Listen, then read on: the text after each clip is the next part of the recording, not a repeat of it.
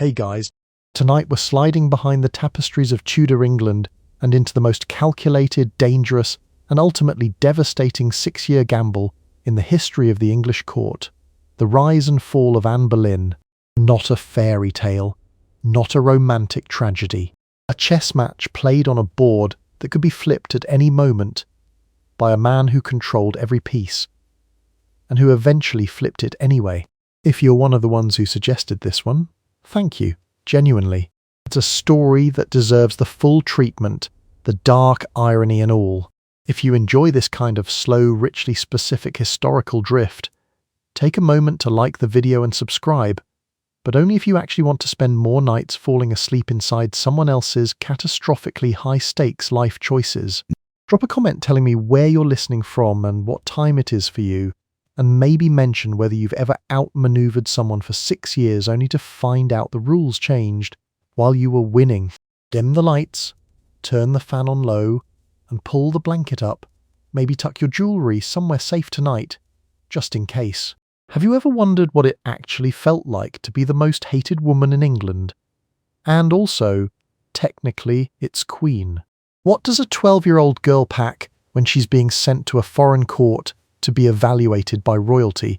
How do you hold off a king for 6 years without losing your head, and then lose it anyway, 25 days after someone confesses under torture?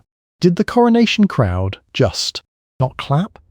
Could you survive a world where the announcement letters for your baby were pre-written with the wrong gender and your husband didn't show up to the christening?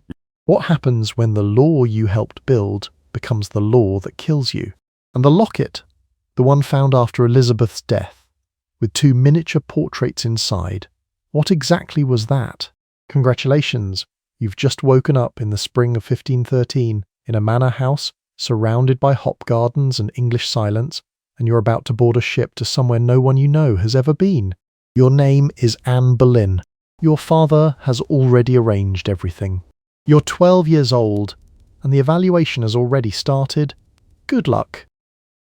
You are born into the Boleyn family, which means certain things are already decided. Your father, Sir Thomas Boleyn, speaks 5 languages and has diplomatic experience across 3 countries. He views his children as useful assets. He intends to maximize the return. Your uncle is the Duke of Norfolk. Your grandmother was a duchess. The family has money, connections and ambitions stacked in roughly equal measure, and the plan, when it arrives, isn't going to ask for your opinion. You are the younger daughter. That makes you versatile. You grow up at Hever Castle in Kent, which the family has owned since 1462.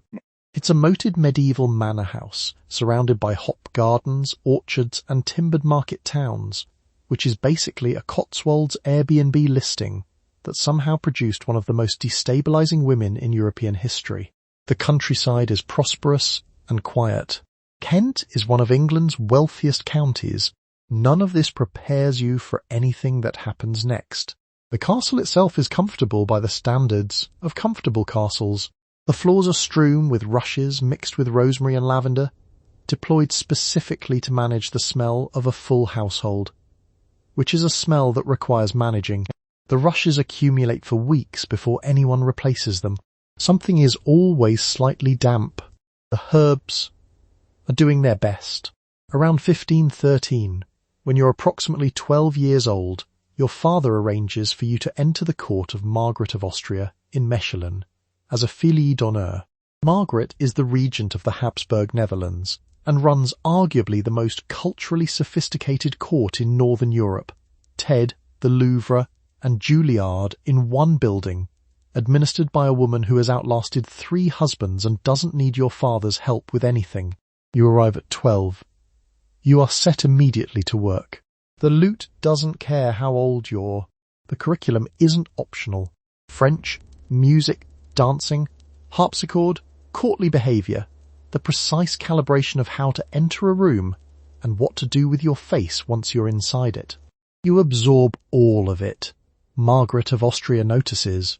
She writes personally to your father to tell him she finds you so pleasant. She'd rather keep you than send you back to England. Your father reads this letter and almost certainly files it under confirmed investment. You don't stay. In 1514 you transfer to the French court, first in the retinue of Henry VII's sister Mary, briefly queen to the elderly Louis XII, a role that lasts roughly 82 days before Louis obligingly dies, and then in the household of Queen Claude, wife of François I.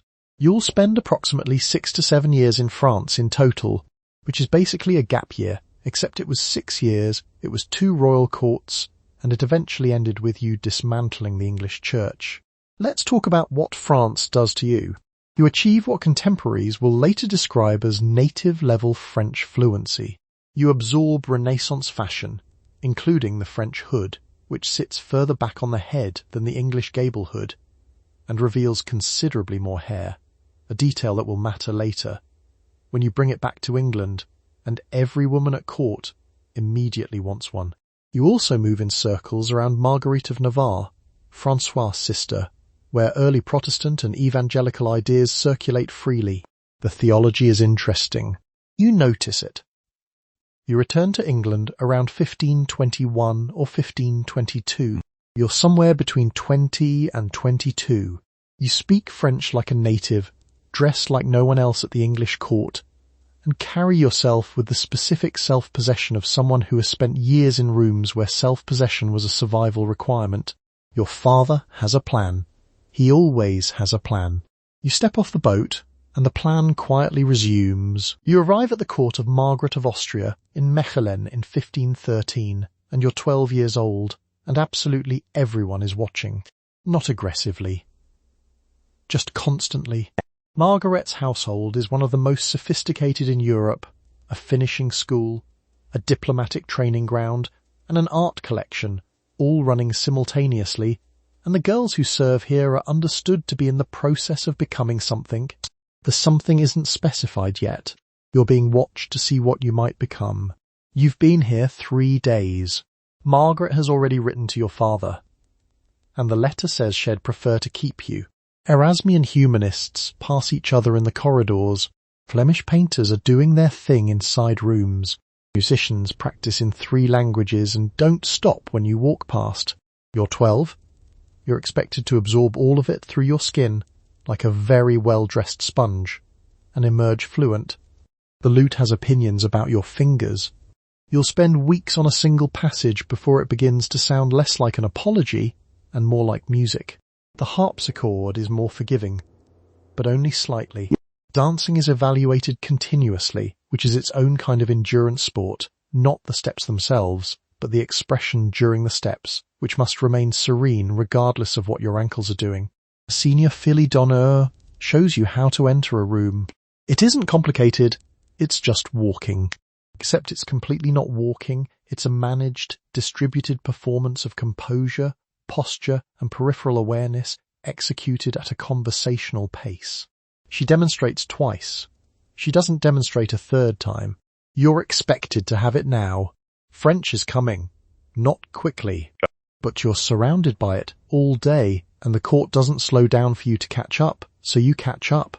Within months, the language is less something you're learning and more something you're living inside. That matters later. It matters more than anyone standing in this room currently understands. Margaret herself isn't warm in the way that suggests she's hoping you'll like her. She's warm in the way that suggests she's already decided whether you're worth her attention, and the warmth is the verdict. She's been regent of the Netherlands since 1507. She's negotiated treaties. She's governed provinces. She finds you promising. That's, under the circumstances, a significant statement. The other girls watch you the way you watch them, sidelong, calibrating. Everyone here is somebody's investment. You're Thomas Boleyn's. He placed you here because Margaret's court produces women who are useful at the highest levels of European politics.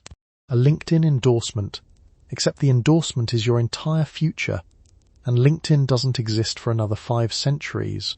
You eat at a long table the way you'd eat at a corporate retreat, where the seating chart matters more than the menu, and the food isn't Henry's court food, not yet, no roasted swan, no sugar sculptures called subtleties, but it's good and it's formal, and you sit correctly while eating it. You've been sitting correctly for 3 days. Your back knows. By the end of the year, You're not the girl who arrived. You're something in the middle, not yet what this place is making you, but no longer what you were before it started. Margaret notices. She says so, in writing, to your father. He files the letter somewhere, almost certainly calculating its value. The watching continues. You get used to it. That turns out to be useful too. You are required to learn French, not conversationally, fluently, elegantly, with the precise diction of someone born into it who never once struggled. You're also required to learn the lute, the harpsichord, and at least 3 dances with no English equivalent. The etiquette fills weeks on its own. How to enter a room, how to address a duchess, how to receive an indirect insult with a smile so controlled it contains no useful information. None of this is optional. Margaret's household produces finished women. You arrived as raw material, and the curriculum isn't sentimental about the gap between those two things. The lute has opinions about your fingers, not hostile opinions, just very detailed ones, delivered daily, at volume, in front of everyone.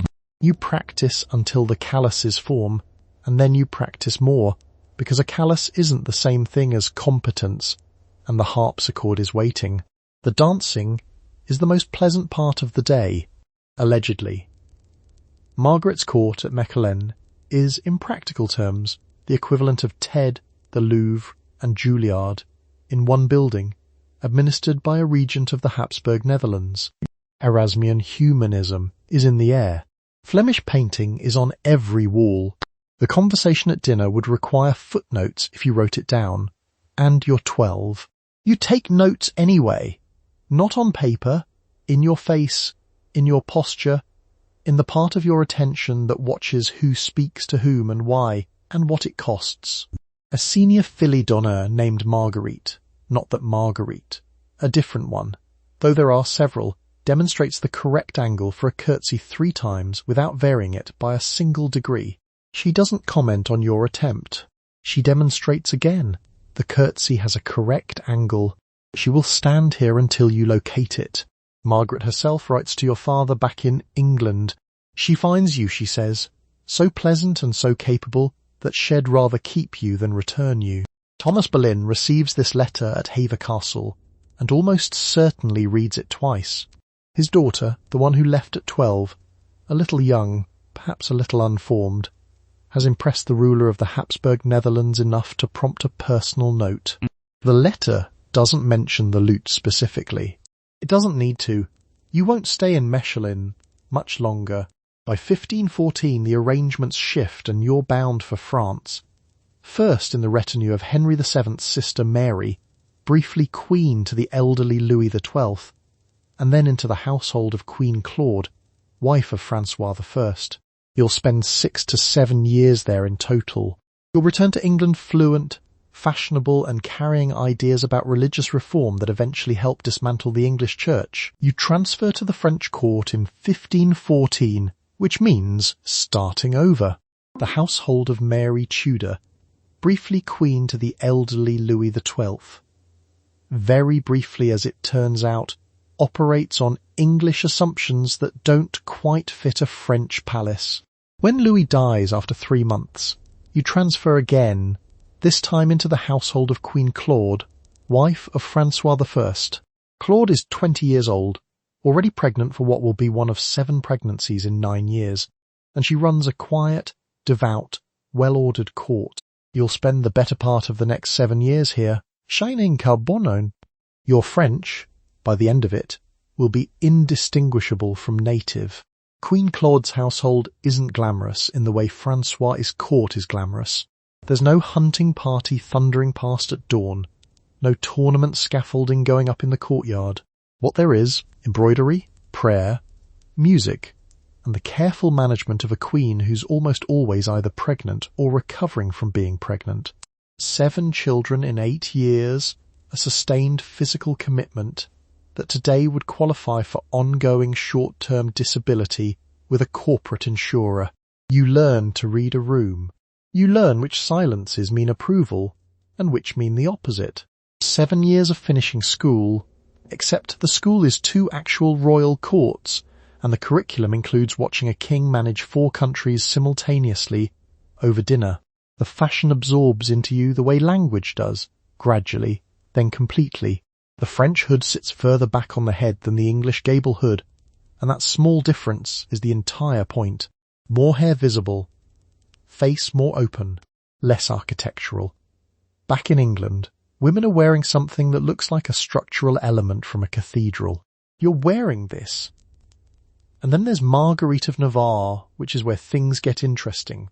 Marguerite is François' sister, and her court circle is where evangelical ideas about scripture, reform, and personal faith are circulating in French, a 16th century substack passed hand to hand, except the moderators are bishops, and the consequences aren't a count suspension. You're not reading Luther directly. Nobody in her circle is doing that, exactly. But you're in a room where people are asking whether the church as currently administered from Rome is the only possible version of itself. You don't forget a question like that. The evangelical ideas aren't dangerous yet. Not here.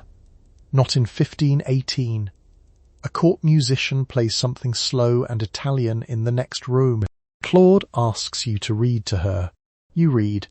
The words are devotional, and your French is clean enough now that you don't have to think about it. The language is just there, doing what it's supposed to do. Outside, the Loire Valley sits under grey autumn light, and somewhere in England, a king you've never met is 30 seconds into a boar hunt and completely unconcerned with your existence. You'll be home in a few years. You won't recognise yourself when you get there.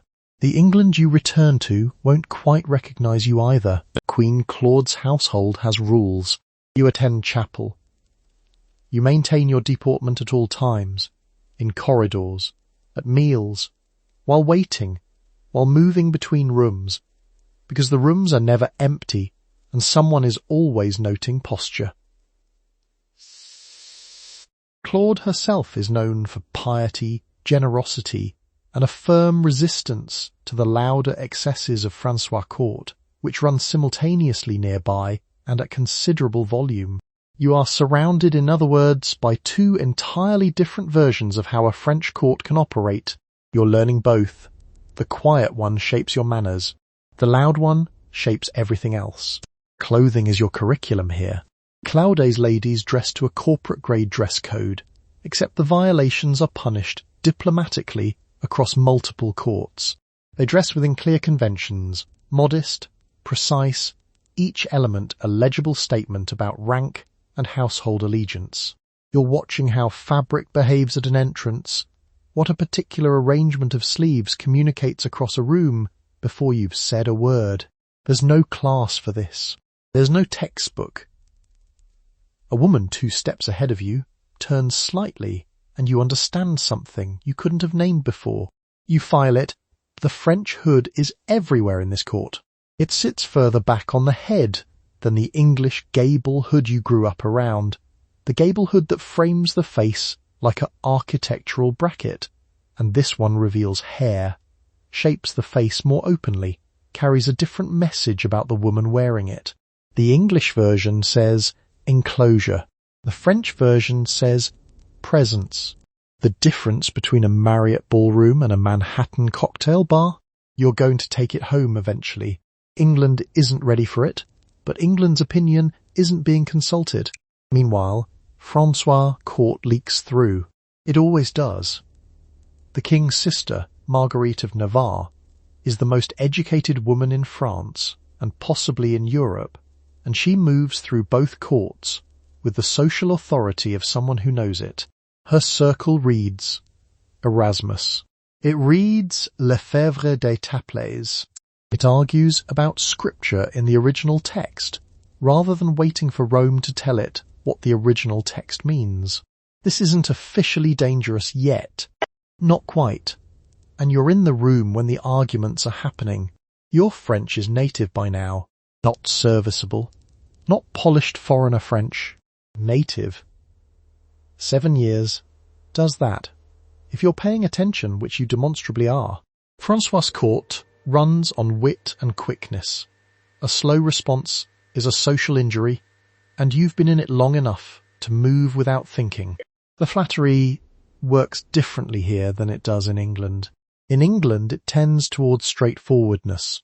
In France, it tends toward indirection, so elaborate it almost loops back around and becomes honest again. Claude herself is worth noting. She's quiet in the way that very disciplined people are quiet, not absent. Watchful. She's pregnant for most of the years you serve her, which at this court is less a personal circumstance than an ongoing professional obligation. 7 children in 8 years. The court continues around her regardless. You watch how she manages it, the constant physical demands, the ceremonial requirements, the studied composure, and you watch how the women around her manage it, and you're absorbing something that doesn't have a name but will be useful later. Very useful, under conditions you can't currently imagine. By the time you leave France, around 1521 or 1522, you're not who you were at 12. You speak 2 languages fluently. You carry a set of political instincts sharpened over 7 years of close observation. You've been in rooms where scripture was discussed the way policy is discussed, practically, directly, as something that applies to life right now. You're bringing the French hood back to England with you. It's the most visible item in the trunk. You come back to England wearing a French hood, and this immediately becomes a position. The hood sits further back on your head than the English gable hood, which has been the standard for decades, structured, concealing, the sartorial equivalent of a firmly closed door. Yours says something different. So, the English court hasn't missed the distinction. Younger women at court start copying it within a year, which is the fastest possible endorsement in a social system where fashion choices double as political alignment. Older women, and the women loyal to Catherine of Aragon, don't copy it. A choice of headwear has somehow become a declaration, which is exactly what headwear at Tudor court was always for. The hood isn't the only thing you've brought back. 7 years in France means your French is fluent in a way that isn't an accomplishment, it's just how you think in that direction. You've absorbed Renaissance music, the lute, at a level that draws actual compliments rather than polite applause, and a set of ideas about scripture and church reform that are, for England in 1522, extremely current. The circles around Marguerite of Navarre weren't decorative. They were reading Erasmus and arguing about what the church had gotten quietly wrong for several centuries. You were in those rooms. You listened. You had opinions, which were noted and filed. Let's talk about what you're returning to. It's not France. It's a court that smells of floor rushes and lavender deployed specifically to argue with the smell of several hundred bodies in enclosed rooms, and it's largely succeeding. A draw, not a victory. Hampton Court has 28 communal privies along the north side. The garderobe shafts go into the river. The river is also where the kitchens source water. Nobody is examining this too closely. The court is also, aesthetically, a competition. Henry VIII is spending approximately £16,000 a year on food for his household alone, roasted swan, lamprey eels, venison pasties, and elaborate sugar sculptures referred to at the time as subtleties, which is doing a lot of work as a word. You eat all of this to the sound of continuous live music. The whole arrangement is a Michelin-starred restaurant where the owner is also the government, and the table service is staffed by people who went to Eton and are terrified. You arrive into this with your French hood and your lute and your 6 years of evangelical adjacency, and you're approximately 21 years old. The court registers you the way courts register anything new and slightly foreign, with complete attention dressed up as mild interest. Henry VIII notices. He has, at this point, already conducted a multi-year affair with your older sister Mary, a detail that will later create canonical legal complications for his own annulment argument, which is the kind of administrative irony that no one has fully appreciated yet, including Henry. Meanwhile, someone else notices too. Henry Percy, heir to the Earl of Northumberland, decides that you're a serious prospect. You agree, or something close to it. By 1523, the courtship is far enough along that it may have constituted a legally binding pre-contract under canon law. A verbal engagement with the same weight as a marriage, until somebody powerful enough decides it doesn't. Cardinal Wolsey, the second most powerful man in England, decides it doesn't. He summons Percy and berates him publicly, instructs him to extract himself, and then arranges for Percy to be immediately married to a woman named Mary Talbot, a match described by everyone involved, including Percy, as making him miserable for the rest of his life. You're not consulted. The whole intervention is in terms of tone and execution, the 16th century version of being ghosted by someone else's assistant. You don't forget this. The French hood stays exactly where it's You spend time in the orbit of Marguerite of Navarre, François' sister, who holds around her a circle of scholars, poets and religious thinkers that the Pope would prefer didn't exist. The books circulating in that circle are, depending on who you ask, either spiritually vital or actively heretical. Erasmus, Lefebvre d'Etaples, the reformist tradition that hasn't quite become the Reformation yet, but is moving toward it with some urgency.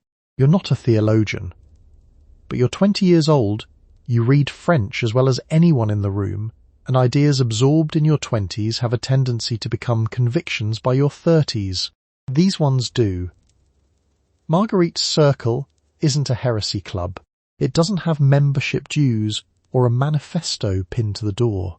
It's a salon, dinner conversation, manuscript lending, the occasional heated debate between a poet and a cleric over what scripture actually says when you read it in the original. You sit at the edge of these conversations and then closer to the middle because you're quick and your French is native and nobody's told you yet that you're supposed to have quieter opinions. The specific texts making the rounds include Lefebvre d'Etaples' French New Testament, the one the Sorbonne formally condemned in 1525, the kind of one-star review that comes from the Yelp account that can have you burned. Erasmus is in there too, wry and precise, asking inconvenient questions about church authority in the kind of Latin that sounds polite and isn't. You absorb all of it, not as doctrine. More the way you absorb a language, through exposure and repetition until one day it's just how you think.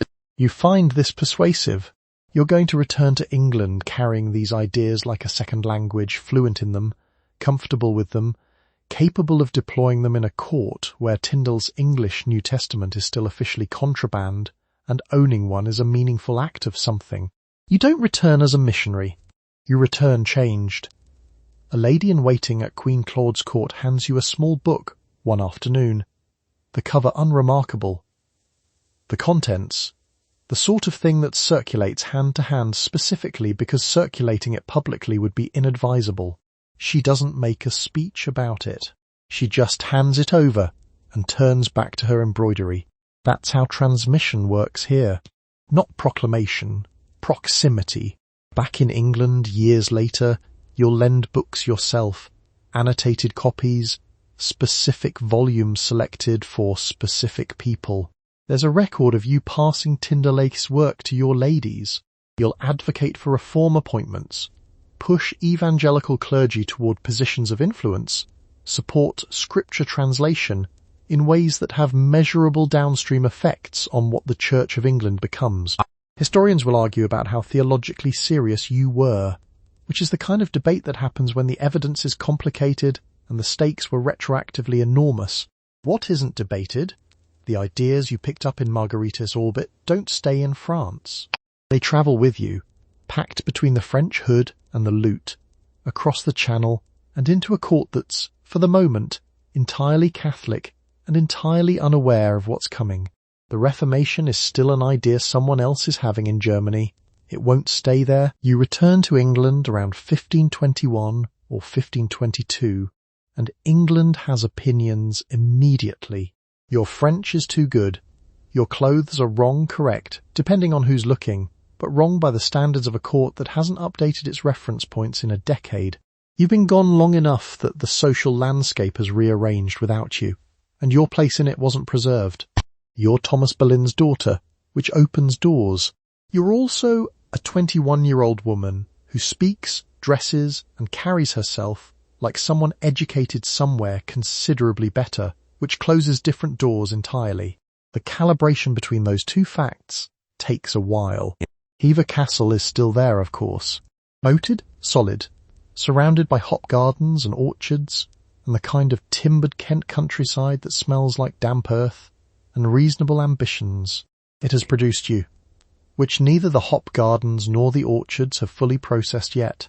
You know 3 languages and 2 royal courts and have absorbed enough Renaissance music theory to hold a conversation about it without consulting notes.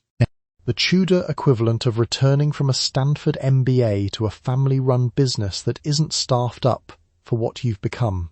Hever absorbs this information quietly. The French hood comes with you. It sits further back on the head than the gable hood English women are wearing, which reveals more hair and frames the face more openly. The gable hood, by comparison, closes the face down like a shutter. The English court notices. Some women adopt it immediately. Others treat it the way people treat someone bringing a Dyson to a broom closet, clearly superior, slightly aggressive about it. What you're bringing back isn't only fashion. Marguerite of Navarre's circle taught you that quoting Lefebvre d'Étaples at the right moment carried weight the way a title did. The English court in 1522 hasn't learned that yet. You take note. You also take up a position as lady-in-waiting to Catherine of Aragon, which is where the geometry starts to get complicated. Catherine is Spanish-born, devout, and 16 years into a marriage that has so far produced one surviving child, a daughter.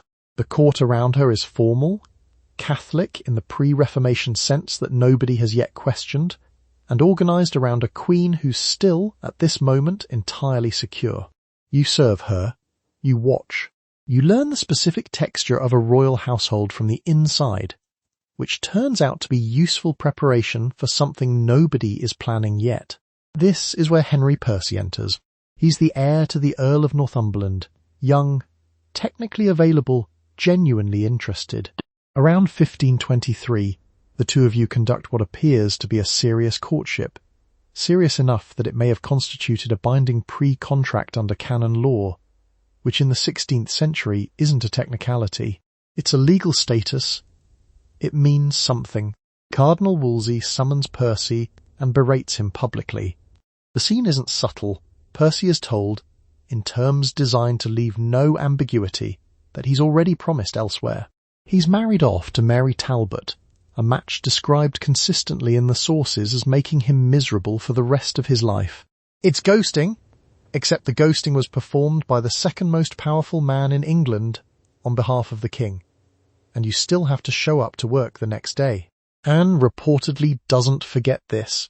Wolsey doesn't appear to have considered what it means to publicly humiliate a 23-year-old woman who has spent 6 years learning how courts actually work.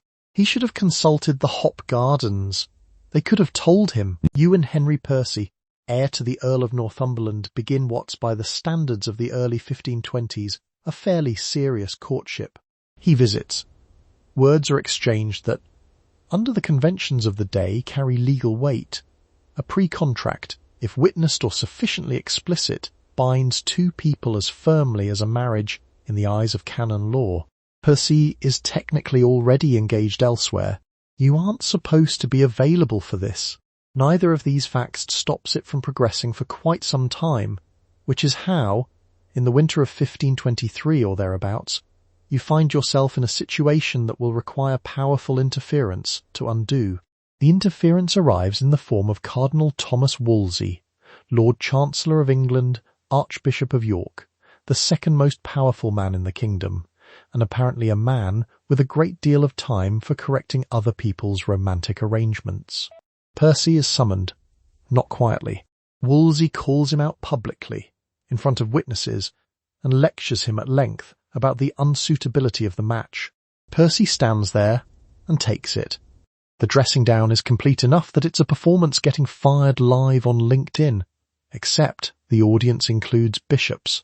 Percy is sent away. He's instructed to honour his prior engagement to Mary Talbot, daughter of the Earl of Shrewsbury, a match described, fairly consistently across the sources, as making him miserable for the rest of his life. A long-form Glassdoor review with one consistent star rating. Nobody asks your opinion. The pre-contract, if it existed, is declared to not exist. Percy doesn't push back with any force worth mentioning. He doesn't. You aren't consulted at any stage of this process.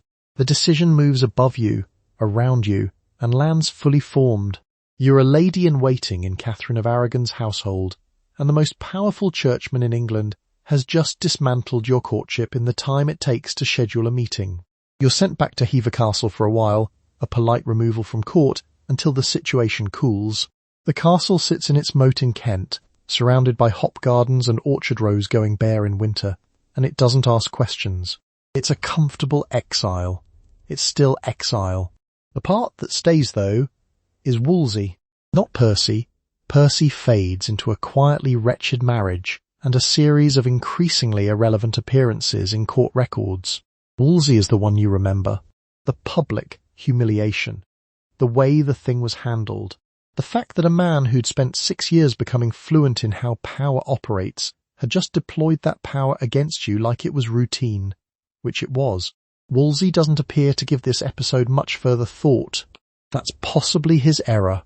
By the late 1520s, when Henry VIII is casting around for allies to support his campaign to annul his marriage to Catherine, Wolsey's enemies have a very attentive audience at court. You aren't the only one with grievances. Wolsey has accumulated those efficiently, but you're one of the ones with access and a long memory. The cardinal falls in 1529, stripped of his offices, arrested for treason, and dead before he reaches trial.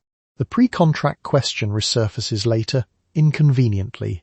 When Henry VIII is building his case against Anne in 1536, Percy is brought in and asked under oath whether the two of you were ever formally contracted. He says no. Whether that's true, or whether it's what a frightened man says when the king's machinery is pointed at the woman it once wanted to protect, that nobody knows for certain. Percy signs the denial. He's dead within a year. Cardinal Wolsey summons Henry Percy and has a word with him. The word lasts, by accounts, several hours. Percy emerges from it pale, agreeable, and shortly thereafter formally betrothed to his original fiancée, Mary Talbot, which is a marriage he will spend the next several decades loudly and specifically regretting. You aren't consulted during any of this. Wolsey is the Lord Chancellor, the most powerful churchman in England, and a man who operates as a kind of heavily robed project manager for whatever Henry VIII has recently decided he wants. What Henry has recently decided he wants has something to do with you. Wolsey is clearing the calendar. You're sent away from court. Not dramatically. Not with a scene. You're simply redirected back to Hever Castle. The castle is comfortable. The calendar is empty. It's a sabbatical that nobody is calling a sabbatical, because nobody has to. Percy, meanwhile, marries Mary Talbot. The match was arranged before he ever met you. It proceeds now with what everyone involved describes as efficiency. Percy will later call it one of the great miseries of his life, which is a thing people say about a lot of things, but which in his case appears to be sincere, sustained, and well documented. He complains about it for decades. The complaint doesn't change anything. It just exists, loudly, alongside the marriage. Wolsey delivers the humiliation in front of Percy's colleagues. That's the detail. He doesn't summon Percy privately and suggest a course correction. He summons him in front of other men and dismantles him there, in company, which is the 16th century equivalent of being called out in a full Slack channel, except the channel is the cardinal's reception room and the moderator has the king's ear. You don't forget this. The courtship question resurfaces years later, during events you won't know about yet, when Percy will be required to swear under oath that no formal pre-contract ever existed between the two of you. He swears it. Canon law cared deeply about pre-contracts. A prior commitment, even verbal, could constitute a binding legal obligation and complicate everything downstream. Percy says no, there wasn't one. He says this in 1536 under circumstances he'd rather not be involved in, and his denial is accepted and filed, and nobody asks follow-up questions. Back at Hever, in the early 1520s, none of that has happened yet. You're home. The floors smell of rushes and lavender, and something underneath the lavender that the lavender is working hard to address. The castle's great hall has fires going most of the time. The hop gardens outside are doing whatever hop gardens do in autumn, which isn't much, but they do it visibly. What you've leaving court is 6 or 7 years of French fluency, a working knowledge of 2 royal households, a preference for hoods that sit further back on the head, opinions about lute technique, and a familiarity with reform theology that Kent in 1523 isn't quite ready for. What you don't have is Henry Percy. You'll be back at court within a year or 2. Wolsey will have cleared the calendar, but not for the reason he thought he was clearing it. Being singled out by Henry VIII isn't a compliment you can return. The king's attention arrives like weather. It doesn't ask your schedule, it doesn't check your preferences, and it doesn't leave when you'd find it convenient. Henry is in his mid-30s, athletic, educated, and accustomed to receiving exactly what he decides he wants, which is the operational summary of his entire reign to this point. Your sister Mary was his mistress for approximately 3 years. That arrangement ended, and she was married off to William Carey with reasonable efficiency. You've watched how this works. You have a different idea about how it's going to go. The idea is this. No. Not a loud no. Not a scene. A sustained, scrupulously courteous, indefinitely extended no that you maintain through court appearances, through letters, through a man who controls the English church and most of its money and all of its patronage, and still can't close this particular negotiation. Henry sends gifts. The gifts are returned. Henry writes letters, eventually 17 of them, which survive today in the Vatican Library, where they ended up after a papal agent apparently stole them from your possession around 1529. Your DMs, leaked by Rome, kept by Rome. The letters get increasingly desperate. You respond with careful warmth and zero movement on the central question. The French ambassador Jean du Bellay reports in 1528 that your position is held with exceptional skill.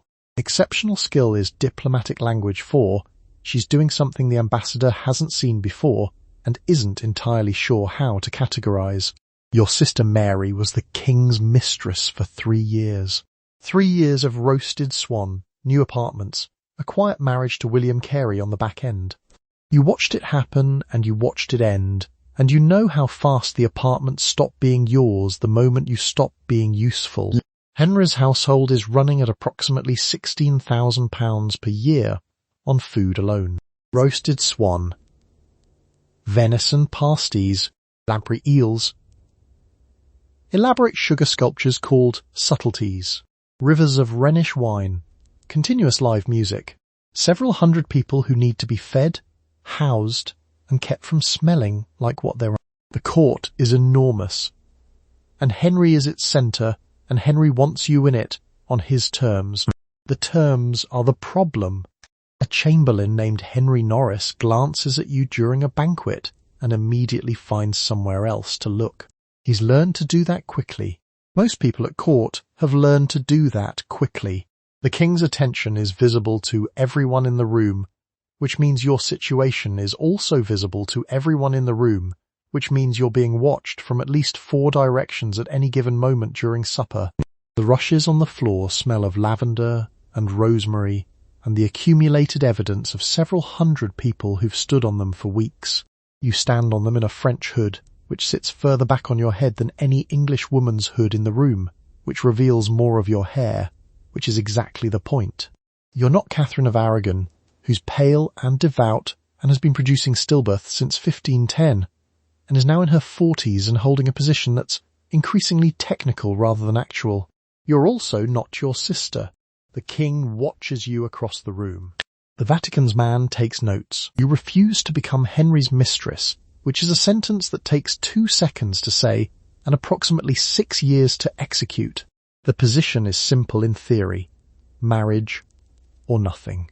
In practice, it means managing the king's frustration, your family's ambitions, the impatience of Henry's advisors, and the political weight of a situation that has become the most discussed open secret in Europe.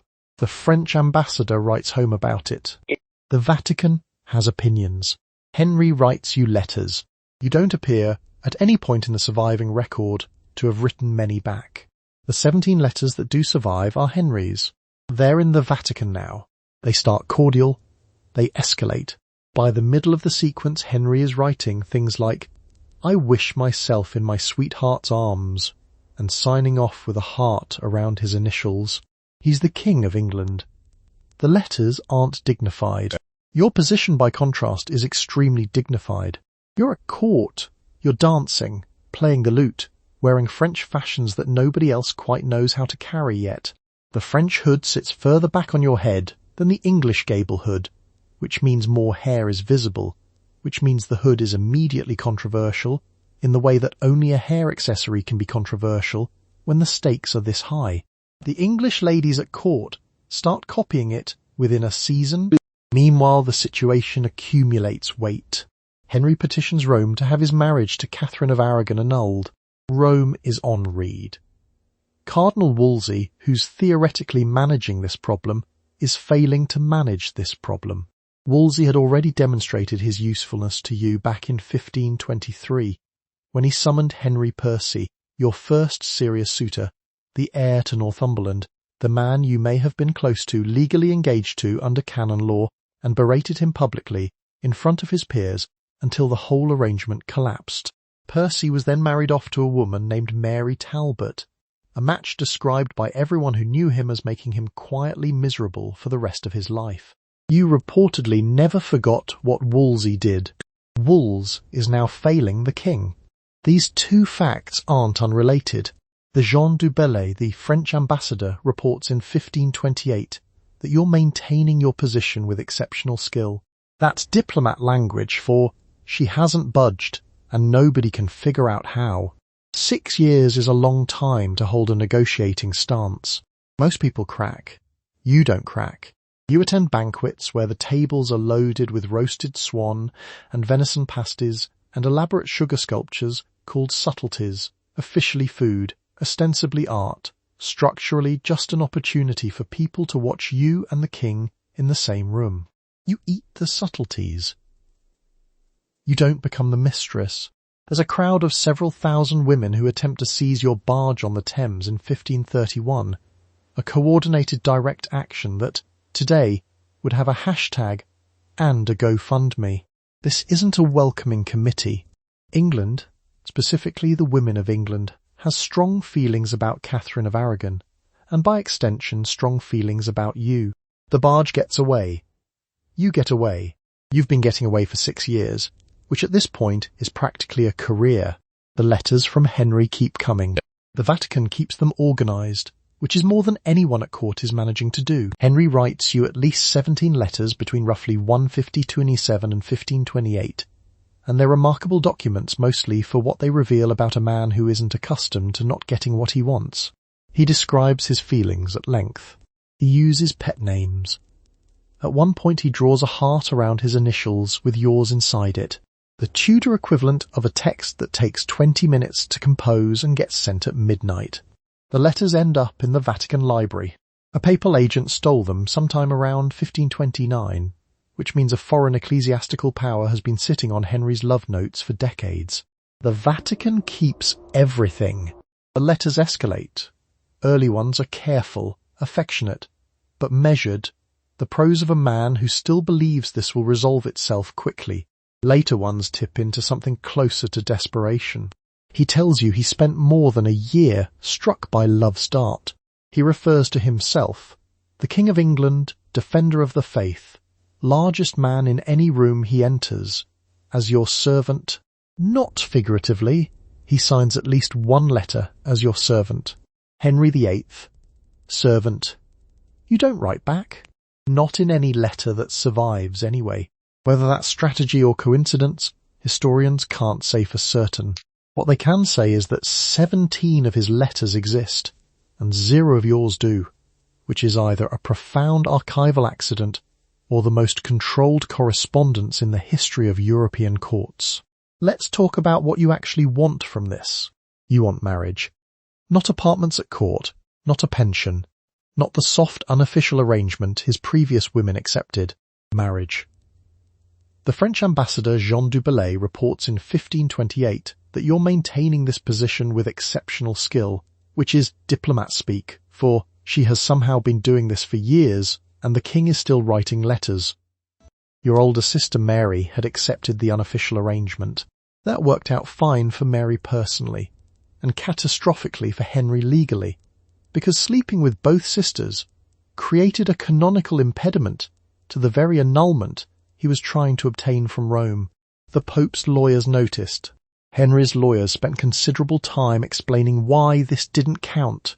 It's the kind of complication that makes you wonder if anyone in the Privy Council had ever thought more than 6 months ahead. Meanwhile, the court watches. It's always watching.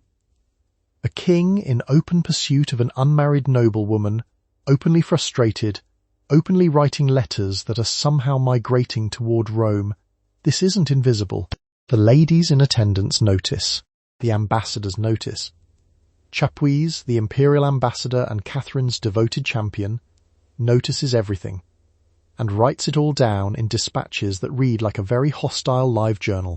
The letters themselves are now in the Vatican Apostolic Archive, where they've been since roughly 1529. You can request access. Scholars have photographed them. They're catalogued. Henry's handwriting is large and slightly slanted, the penmanship of a man who was taught that his words were important before he had fully decided what to do with them. The heart he drew around the initials is still there. 6 years of letters. 6 years of court appearances. 6 years of annulment proceedings grinding through every ecclesiastical body in Europe, and you still haven't written him back. The king's great matter, as it's being called with the kind of diplomatic understatement that fools nobody, is the question of whether Henry's marriage to Catherine of Aragon is valid. The argument being advanced is that it wasn't, on the grounds that Catherine was previously married to Henry's brother Arthur, which the Bible has specific views on. The Pope has other views, most of them shaped by Catherine's nephew, Holy Roman Emperor Charles V, whose army recently sacked Rome in a coincidence of timing that all parties have agreed not to discuss directly. You are waiting for all of this to resolve. It's been 6 years. The machinery of canon law moves at the pace of something that doesn't consider your situation urgent. The legal argument itself isn't weak. Henry's theologians have been through Leviticus, Deuteronomy, and a significant portion of the patristic literature, and they've assembled a case. The problem is that the case requires the Pope to reverse a dispensation the papacy issued in the first place, which means the papacy would have to admit it made a binding theological error, which is the kind of administrative acknowledgement that no institution, ecclesiastical, governmental, or corporate, has ever been eager to make. The Vatican's position has approximately the energy of a Comcast customer service call. You're on hold. The music is a motet. Nobody is coming. Meanwhile, Catherine is still in the building. She's been moved from palace to palace, with steadily diminishing household staff and steadily diminishing fuel allowances, but she hasn't moved on the central question. Catherine calls herself Queen, signs herself Queen, and will continue to do so until she dies, which she will do in January 1536, in a cold manor house in Kimbolton, while still maintaining the position. She isn't bluffing. She's done the theological homework too, and her copy is annotated. You're accumulating a reputation you didn't entirely choose. England's common people haven't warmed to you. Women in particular haven't warmed to you. A fact underscored in 1531, when several thousand of them attempted to seize your barge on the Thames. Not metaphorically, physically. A crowd of several thousand women on the river trying to get to the barge. You escape. The incident appears in the diplomatic dispatches. Nobody in the court quite knows how to file it. The Venetian ambassador, doing his job with admirable thoroughness, has recorded that you've, quote, nothing but the English king's great appetite and her eyes, which are black and beautiful. This isn't a compliment. It's a diplomatic cable structured as one. You have a long neck, a slender figure, dark hair, dark eyes, and a prominent mole you cover with jeweled collars, and the small extra fingernail on one hand that hostile sources have already begun describing, with escalating creative license, as a sixth finger. You aren't what Tudor England considers conventionally beautiful. That category belongs to pale blondes, and you're emphatically not that. What you've instead is what courtiers of this era call grace, which means something specific, the ability to enter a room and make everyone in it recalibrate. Let's talk about the cost of waiting. You're wearing approximately £1,500 worth of clothing per year, a number that would represent a skilled craftsman's entire annual income rendered in velvet and French silk. Some of your jewels have been stripped from Catherine of Aragon by royal command, which is efficient if not subtle. You have a household. You have precedence above every woman in England except the Queen you haven't yet replaced. Henry has given you the title Marquis of Pembroke, the first English peerage granted to a woman in her own right, and still the Pope hasn't moved. 6 years is a long time to hold a position, longer than most people stay at a job they like. You've held this one under conditions that include public hostility, a barge attack, and the sustained legal weight of the Holy Roman Empire, arrayed against you through the medium of one very stubborn aunt-in-law. The annulment hasn't arrived, but you're already pregnant. Several thousand women attempt to seize your barge on the Thames in 1531. This is the kind of sentence that invites context, but the core fact stands alone well enough. You are by this point the most publicly hated woman in England, a distinction you've achieved without yet holding any formal title, beyond the earldom your father was granted to smooth things over politically. The women in the crowd aren't confused about who they blame for Catherine of Aragon's current situation. The barge gets away. You are escorted elsewhere. The crowd doesn't so much disperse as eventually decide it has made its position clear. Catherine, for context, has spent roughly 5 years being moved from palace to palace, her household reduced, her title disputed, her access to her own daughter cut. She spent most of this period writing letters to the Pope, to Charles V, and to anyone else who might intervene. Letters are eloquent. They don't work. England's most powerful woman is sitting in a cold house in Huntingdonshire, waiting for a legal institution based in Rome to save her from a king who has already decided she isn't his wife. You aren't doing any of that. The title your father receives in 1529 is Earl of Wiltshire. You receive a separate title of your own, Marquess of Pembroke, not Marchioness, Marquess, the male form, granted to you personally in September 1532. It comes with lands, income, and a very clear signal that Henry isn't hedging anymore. The ceremony at Windsor is formal. The jewels on your gown include several that recently belonged to Catherine of Aragon. The jewels don't comment on this, but they don't need to. Let's talk about the wardrobe, approximately £1,500 per year, which is the kind of number that only lands if you know a skilled craftsman's entire annual wage could be swallowed by a single gown's fabric. A single gown. The material, not the labour, not the embroidery, which is a separate invoice with its own sense of ambition. The French hood you've been wearing since your return from François' court is now everywhere at court, because you wear it and people follow. It sits further back on the head than the English gable hood, revealing more hair, framing the face more openly.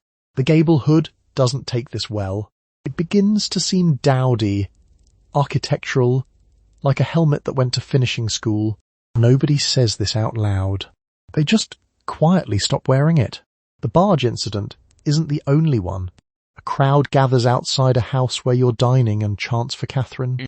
Pamphlets circulate, English, French, some of them vicious. A woman in Cheapside is arrested for saying publicly that you deserve to be burned. This isn't an isolated opinion. You're the villain in every conversation happening in any market town in England, the 16th century equivalent of being main character Twitter, except there's no delete button and the comment sections are genuinely dangerous. The hostility doesn't move you.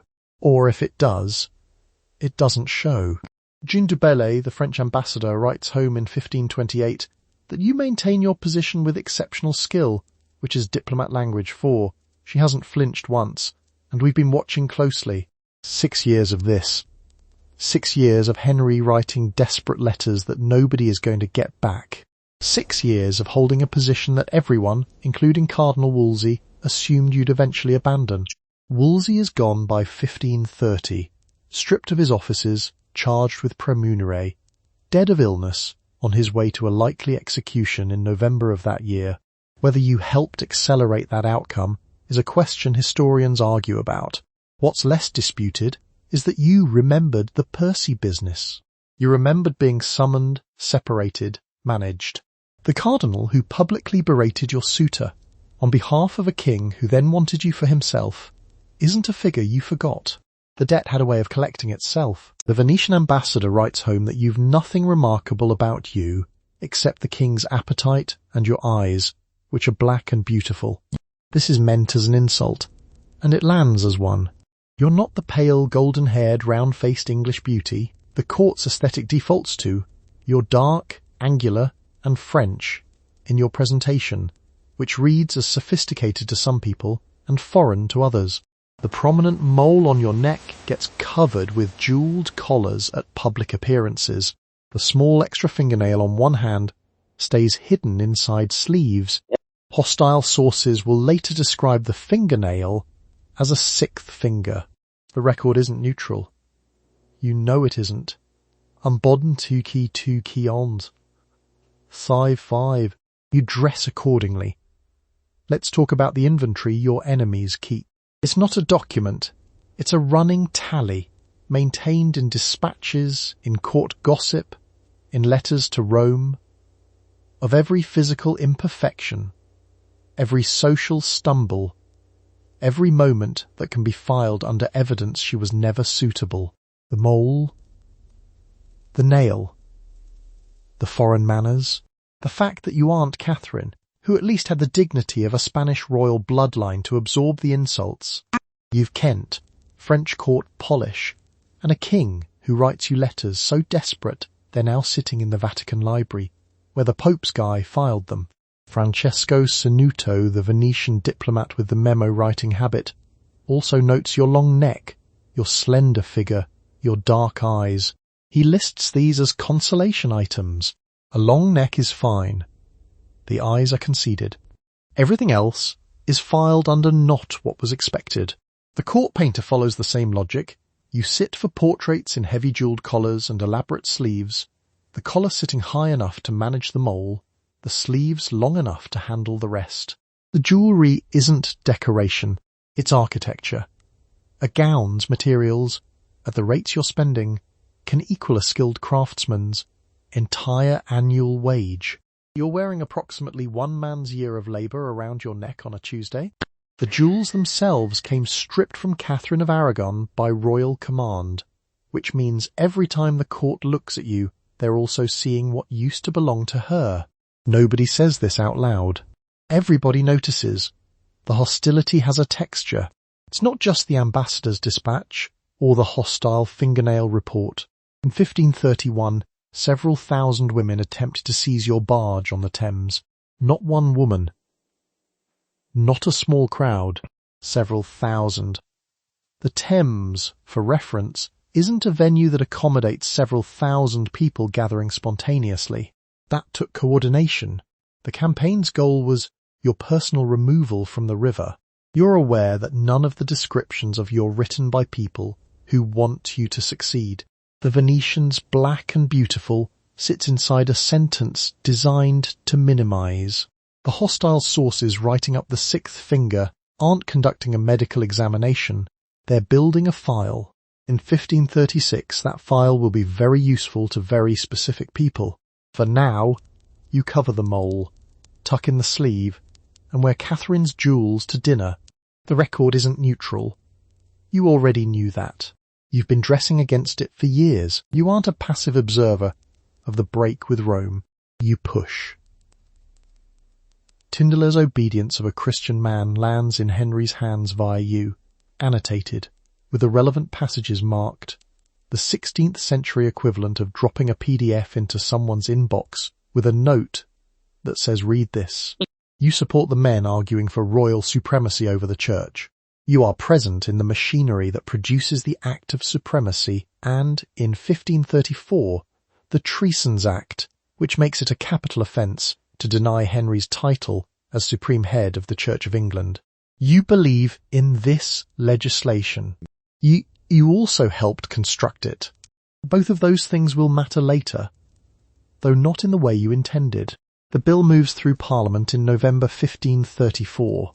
You're in favour. To deny Henry's title as supreme head aloud is now a capital offence. To write it down is worse. A member of Parliament named Thomas More, who had already resigned the chancellorship rather than swear the oath of supremacy, is in the Tower by the time the ink dries. He's executed the following July. You're also doing something else in these years that gets less attention. You're funding scholars. You're circulating books, evangelical texts, reform-minded theology, things that had been circulating quietly through Marguerite of Navarre circles in France and are now finding English readers partly because of you. A copy of the French Bible finds its way into the hands of people who wouldn't otherwise have touched it. You're not just a political actor. You're a distribution network, and the content moderation is handled by the Bishop of London, whose penalties don't include temporary account suspension. Thomas Cranmer owes you something. Not everything, but something. You helped bring him into Henry's orbit. He becomes Archbishop of Canterbury in 1533 and promptly declares Henry's marriage to Catherine void. He's the one who makes you queen on paper. He'll also be the one who annuls your marriage 3 years later, 2 days before your execution. Cranmer doesn't sleep well in the 1530s. Nobody does really, but Cranmer manages it with particular visible discomfort. The Treasons Act gets royal assent in November 1534. You're queen. You're also, and this is the part that requires a moment, the person who's now most exposed to it. A queen who falls out of favour can be charged with adultery. Adultery by a queen, under the Treasons Act's broad construction, threatens the succession. Threatening the succession is treason. The legislation has a radius you didn't fully calculate. A clerk who helped draft the bill could walk you through the problem paragraph by paragraph. He wouldn't, of course. He works for Thomas Cromwell now, and Cromwell is watching which way the wind is going, the way a senior LinkedIn lurker watches a feed without ever posting. In April 1536, the Treasons Act becomes the instrument used to arrest you. The clerk doesn't say anything. Cromwell files the paperwork. What you leave behind, and this part takes decades to clarify, isn't the marriage or the crown. It's the books you circulated and the scholars you funded while everyone was focused on your relationship with the king. Matthew Parker, the man you reportedly asked from the scaffold to watch over Elizabeth, becomes Elizabeth's first Archbishop of Canterbury. He does the quiet work. You marry Henry sometime in late 1532 or very early 1533, depending on which source you trust, which venue you believe, and how much you want to commit to a date that no contemporary agreed to write down clearly. The ceremony is private, conducted before dawn according to at least one account, which is the kind of wedding detail that doesn't appear on invitations. You're already pregnant. The formal annulment from Catherine hasn't happened yet. The Archbishop of Canterbury, who will eventually confirm everything valid, hasn't been formally confirmed in his own position. You're doing this somewhat out of sequence, which in Tudor England means you're either brave, desperate, or very certain about how it ends. The venue is most likely Whitehall, possibly the chapel at St. James's. The witnesses, if any records of them existed, didn't survive. The priest who performed the ceremony isn't named in any account that contemporary historians agree on. There's no guest list, there's no feast.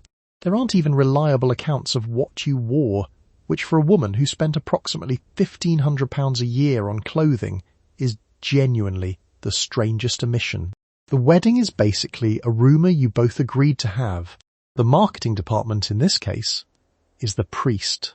Under canon law, though, a secret marriage witnessed by a priest carries full sacramental weight. The secrecy is part of the form, not an evasion of it. You've spent 6 years navigating canon law. You know exactly what you're doing. The ceremony happens. The marriage is real. The paperwork catches up later. Thomas Cranmer gets confirmed as Archbishop of Canterbury in March 1533. He moves quickly. On May 23rd, he declares Henry's marriage to Catherine void. 5 days later, on May 28th, he confirms your marriage valid. A corporate reorg announced and finalised inside a single sprint. Cranmer, whom you helped install in that position, signs off on both documents the same week. You're visibly pregnant by this point. That was always going to accelerate the timeline, which is probably why the timeline accelerated. The wedding planner, in this case, has a heartbeat. The coronation follows on June 1st, 1533 at Westminster Abbey, with the full ceremonial architecture of a medieval English queen's crowning. Streets hung with cloth of gold, tapestries out of windows, river pageants, 10 weeks of preparation involving the entire machinery of the royal household. The crowds along the procession route are largely silent, not hostile exactly, just quiet, in the way that suggests everyone present has privately made a decision about the situation, and none of those decisions are enthusiastic. A few people refuse to remove their caps as you pass. One account notes that the letters H and A, Henry and Anne, intertwined on the decorations, are read by some observers as standing for something less complimentary. The embroiderers didn't anticipate this. The silence is noted. Not commented on officially. Not commented on. Inside Westminster Abbey, the ritual proceeds with full medieval solemnity. You're anointed, crowned, presented with the orb and sceptre. Archbishop Cranmer officiates. The whole ceremony is the institutional English Church ratifying a marriage it has no choice but to ratify, which is the kind of ecclesiastical enthusiasm that reads correctly in the room. You're Queen of England. The crown is heavy. The cloth of gold has been out in the June air, long enough to smell like weather. Everyone in the Abbey knows how you got here, including you. 3 months later, on September 7th, 1533, at Greenwich Palace, Elizabeth arrives. The announcement letters had been prepared in advance, with Prince already written. Clerks add an S by hand to make them read Princess. Henry doesn't attend the christening.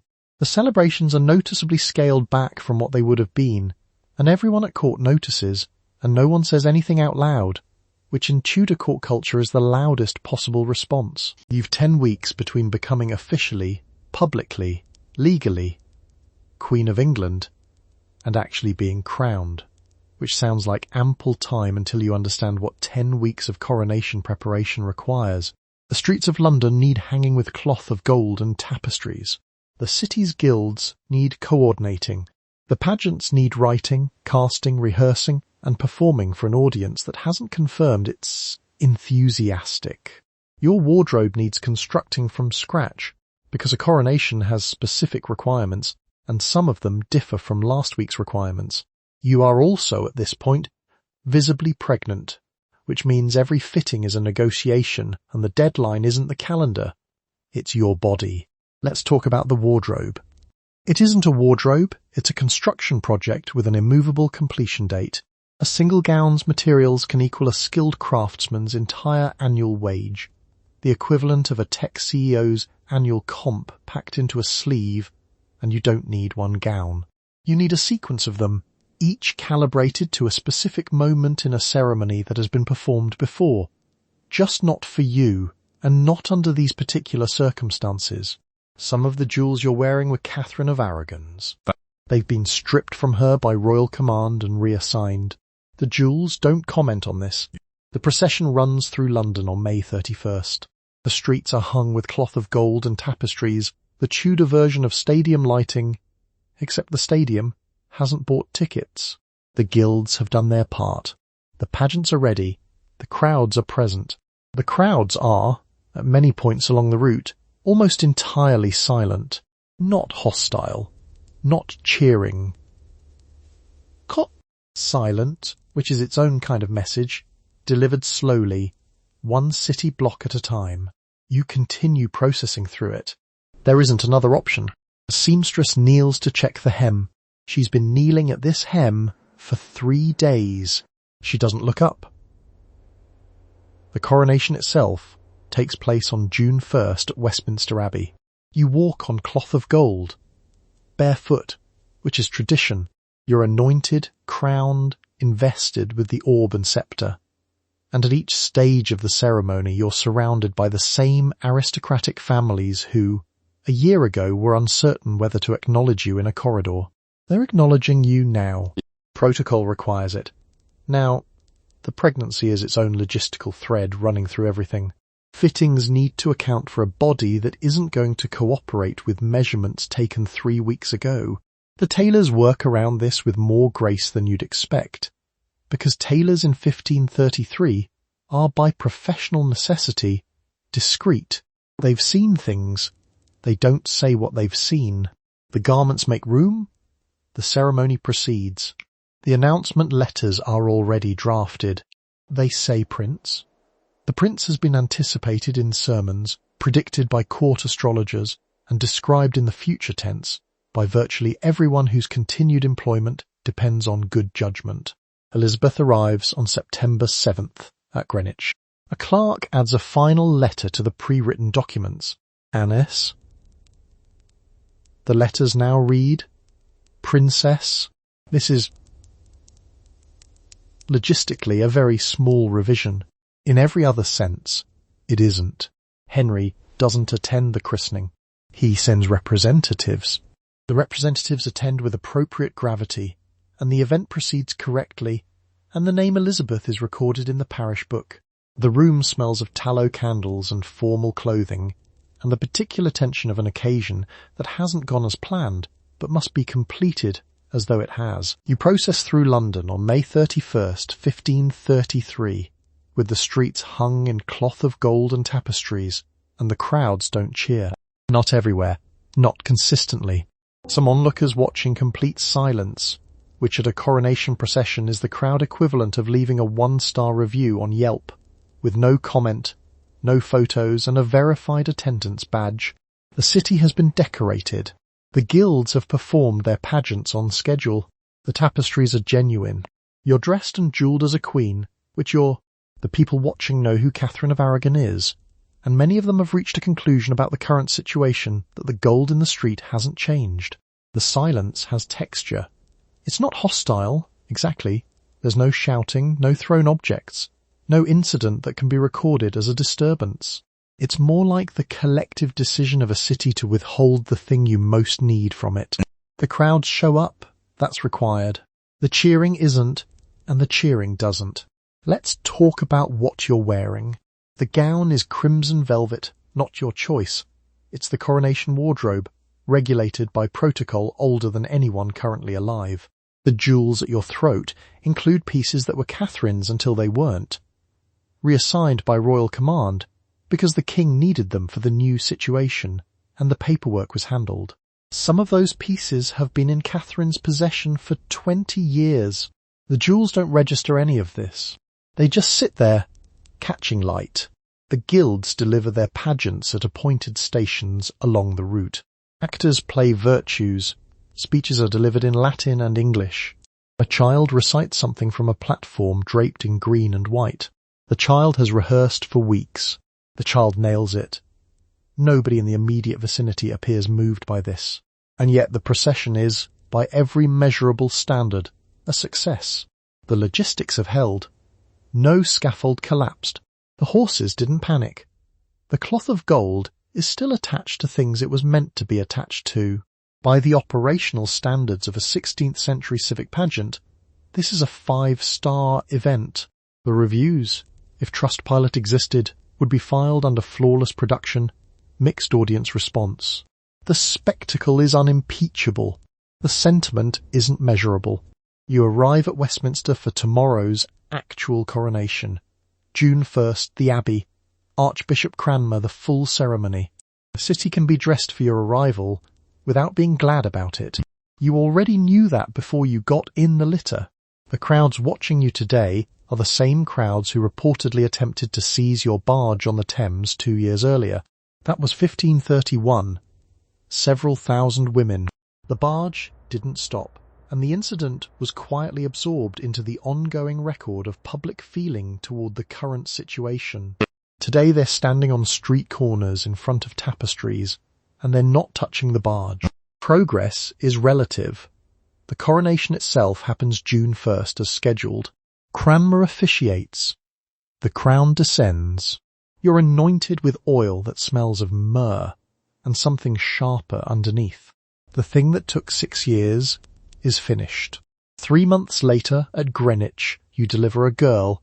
The announcement letters had prints already written, the astrologers and physicians had agreed, and a male heir was the whole premise of the last 6 years. A clerk adds an S to every copy by hand. The letters go out reading Princess. Henry doesn't attend the christening. He sends representatives instead, and everyone in the room knows the difference. Elizabeth is born on September 7th, 1533, at Greenwich, and the announcement letters have already been written. They say Prince. Someone has to add an S. This is, in the scheme of things, a small clerical fix, but it functions as a fairly complete preview of how the next 3 years are going to feel. Henry doesn't attend the christening.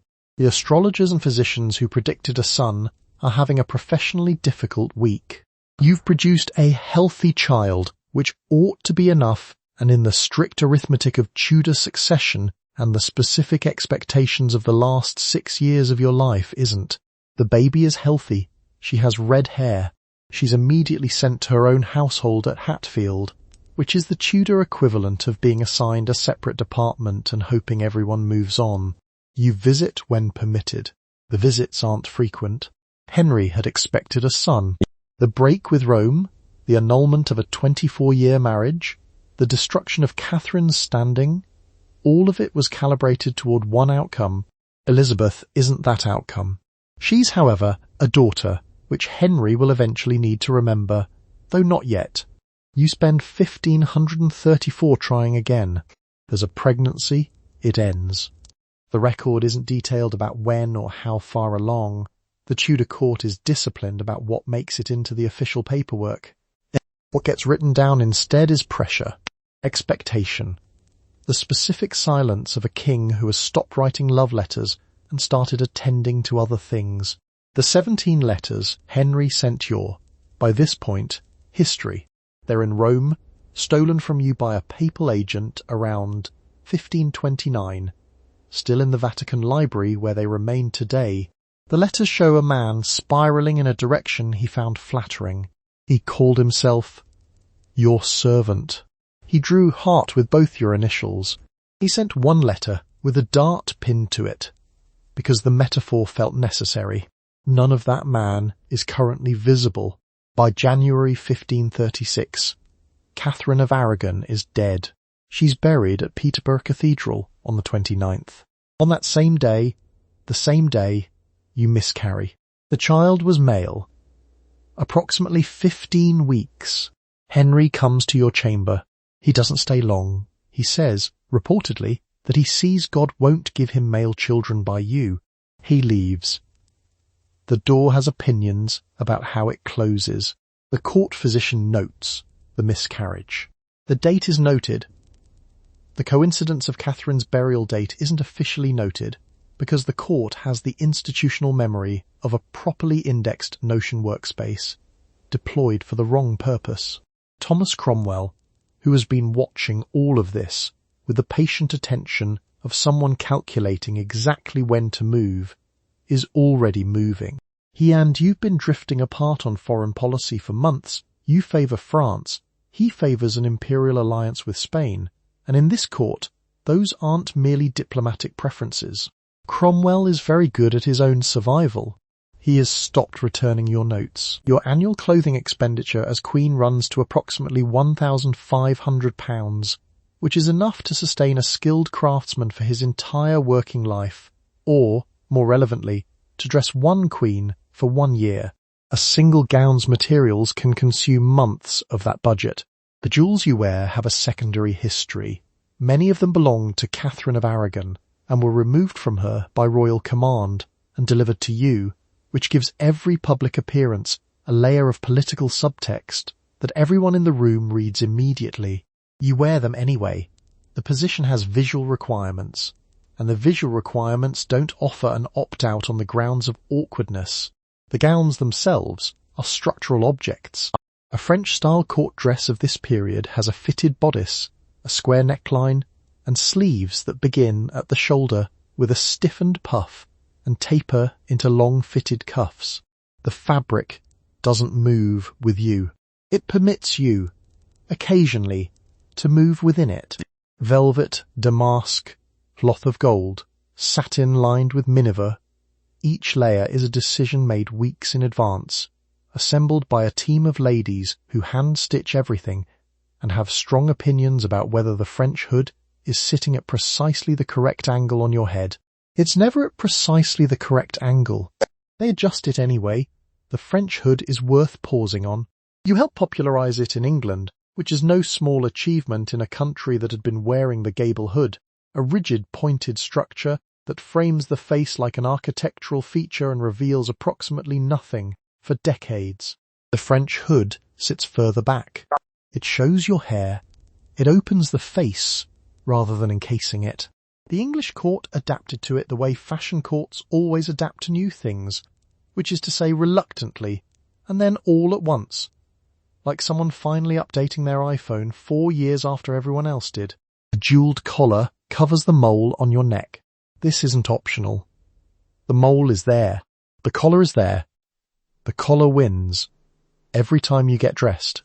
The hostile accounts, and there are hostile accounts, describe the small extra fingernail on one hand as a sixth finger, which it isn't, but accuracy was never the point of hostile accounts. The Venetian ambassador's official assessment is that you've nothing but the English king's great appetite and her eyes, which are black and beautiful. He means this as a slight. It lands somewhere between a slight and an inadvertent compliment. All his dispatches land in that zone. Glassdoor reviews from a hostile former employee, polished enough to keep getting published. The jewels from Catherine don't just carry political subtext, they carry weight. Literally, a full Tudor court ensemble with headdress, collar, multiple rings, girdle chain and pendant can run to several pounds of metal and fabric before you've left the bedchamber. You've been dressed by 4 women, adjusted by 2 more, and had your sleeves pinned on separately. The sleeves are detachable, which is the closest Tudor fashion gets to a concession to practicality, and even that concession requires a lady-in-waiting with very small, very steady hands. Meanwhile, the court watches what you wear the way analysts watch earnings calls. Catherine's emeralds at a state dinner read as a statement. A French-cut gown at a diplomatic reception reads as an alignment. The hood angle signals confidence or anxiety, depending on who's reading it. You learnt all of this in France, at a court where this was simply how rooms functioned, and you've been fluent in it since you were 14. By now, the reading happens between the door and the dais, without slowing you down. The ladies who dress you've been with you through Elizabeth's birth, through the miscarriages, through the long months of Henry's cooling attention. They pin your sleeves and they don't say anything. The collar goes on, the hood is adjusted. You walk out, you are queen, which means you're also the focal point of every faction that found you useful to oppose on the way up, and now has to decide what to do with you on the way across. Catherine of Aragon's supporters are still present at court, demoted, repositioned, quietly furious, the LinkedIn equivalent of open to work badges that say nothing publicly but read clearly. The Imperial Ambassador Eustace Chapuz writes dispatches about you that make the word favourable feel like a significant overstatement. You have your own network, reformers, scholars, carefully placed allies.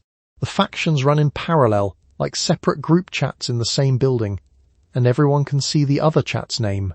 Let's talk about Chapuz.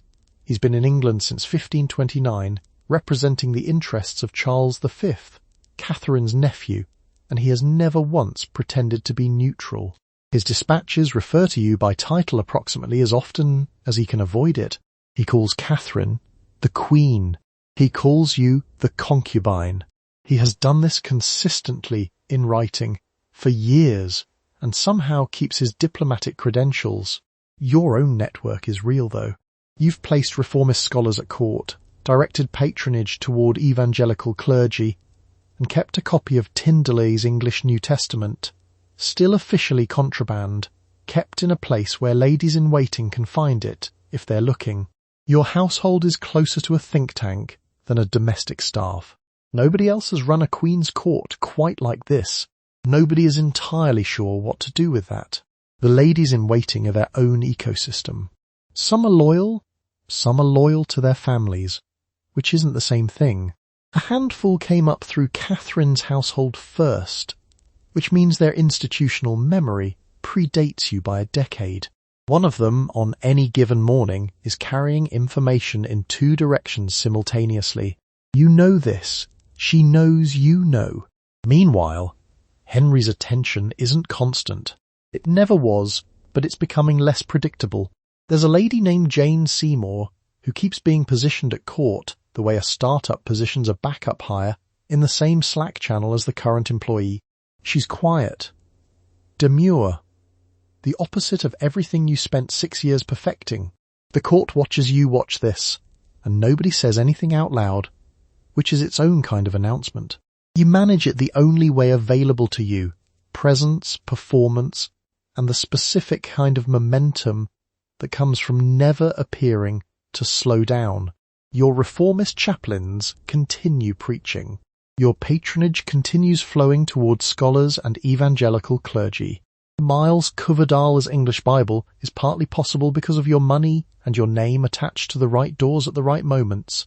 The project of reshaping the English Church is genuinely yours, and it's moving, and it doesn't require Henry to be in a good mood.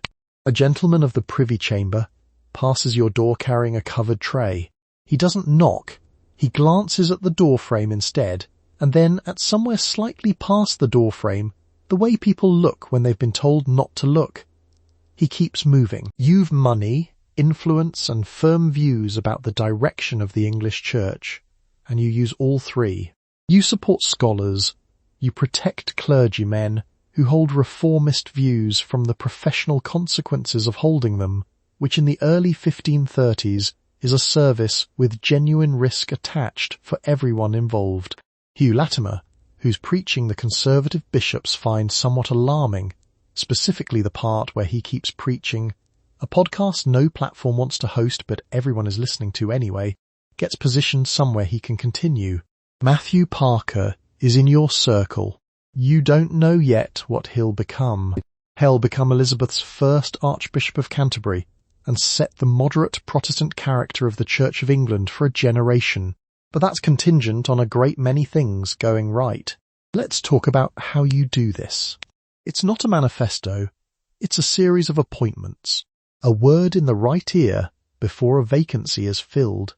A name mentioned when a patron is needed. You don't announce your intentions. Personals thy poits. You fund a translation, you shield a preacher, you suggest a candidate. You are running a 16th century Substack with grant money and a quiet recommendation letter. The English Church is in the middle of being structurally demolished and reassembled, and you're quietly handing tools to the people doing the reassembling. The scholars you support are reading things that make the conservative wing of the Church genuinely nervous, the early 16th century equivalent of getting ratioed on every post, except the ratio comes from bishops, and the consequences are occasionally fatal. You know this. You support them anyway. Parker specifically you seem to like. He's thoughtful, careful, not the sort of person who will say something so dramatic it creates a legal problem for both of you. You ask him to look after Elizabeth from the scaffold, years from now, in a request he will apparently spend the rest of his life honouring. He'll do it, quietly and methodically, which is how he does everything. Latimer is the opposite problem. Latimer will say the thing. Latimer has never once decided not to say the thing. He's the kind of preacher who makes a bishop's eye twitch from 3 counties away. You get him into Worcester, which is far enough from London to give everyone time to breathe, and close enough to the centre of things that his voice still carries. You are the reason the paperwork that would unseat him keeps getting lost. The books matter too. You have a copy of Tyndale's New Testament in English, which is technically illegal and practically a statement. You've annotated it. It sits on your shelf in a palace where Henry's household spends £16,000 a year on food alone, on roasted swan, lamprey eels, sugar sculptures called subtleties that exist purely to be marvelled at before being eaten, and your shelves hold contraband scripture. The contrast isn't subtle. The subtleties are. None of this makes the headlines. The headlines are about your marriage, your pregnancy, your gowns, your moles, your alleged behaviour at court. Meanwhile, you write another letter for another preacher to another vacancy. Parker is still Parker. Latimer is still Latimer. The letters keep going out. You miscarry in 1534. The physicians log the date. The clock starts over. Henry is 43. You've been queen for 1 year. The daughter you delivered is healthy, christened with ceremony and named Elizabeth, and she isn't what anyone at this court means when they say the word heir. You know this. Everyone knows this. A physician adjusts his cuff and writes nothing down about the face Henry makes when he hears. Let's talk about the announcement letters. They were written in advance, as these things are in a court that runs on anticipation. Prints, pre-printed, waiting. When Elizabeth arrived on September 7th, 1533 at Greenwich, a clerk had to pick up a pen and add a single letter to a word. The soppy went on the end of prints, and the room adjusted its face accordingly. Henry didn't attend the christening. Had already been informed. The court doesn't say what it thinks. It adjusts its face and continues. By 1534, adjusting faces has become something of a specialist skill at Henry's court. It's a little like working at a company where the quarterly projections keep changing, but the mood board in the conference room stays exactly the same. Everyone smiles. You smile too. The miscarriage in 1534 doesn't make the front pages because there are no front pages, but it circulates the way information always circulates here, through corridors, through ladies in waiting, through the careful facial expressions of men who stand near windows and say nothing directly. You're back at your duties within weeks. The court doesn't pause for this. The court doesn't pause for anything. Hampton Court has 28 communal privies along the north side, and approximately 600 people generating opinions at all times. And none of those opinions slow down for your grief. Henry isn't cruel about it. He's worse. He's hopeful. He arrives with gifts. He asks about your health. He mentions, not unkindly, how well his sister's children are doing. Hope, deployed daily by a man with administrative leverage over your reproductive history, is the 16th century equivalent of an unsolicited fitness app push notification at 6 a.m. The floor rushes in the royal apartments are changed more often than in the rest of the palace. Rosemary, lavender, strewn over the stone to lift the smell of hundreds of bodies and inadequate sanitation. You walk across them every morning, and they release a small burst of scent, a controlled illusion of freshness. There's a metaphor in there somewhere, but you don't have time for metaphors. You've ladies to manage, correspondence to oversee, a religious patronage network quietly reshaping the English church, and a husband who's 43 and increasingly aware that 43 isn't 40. A courtier who was standing close to you last month is standing close to someone else this week.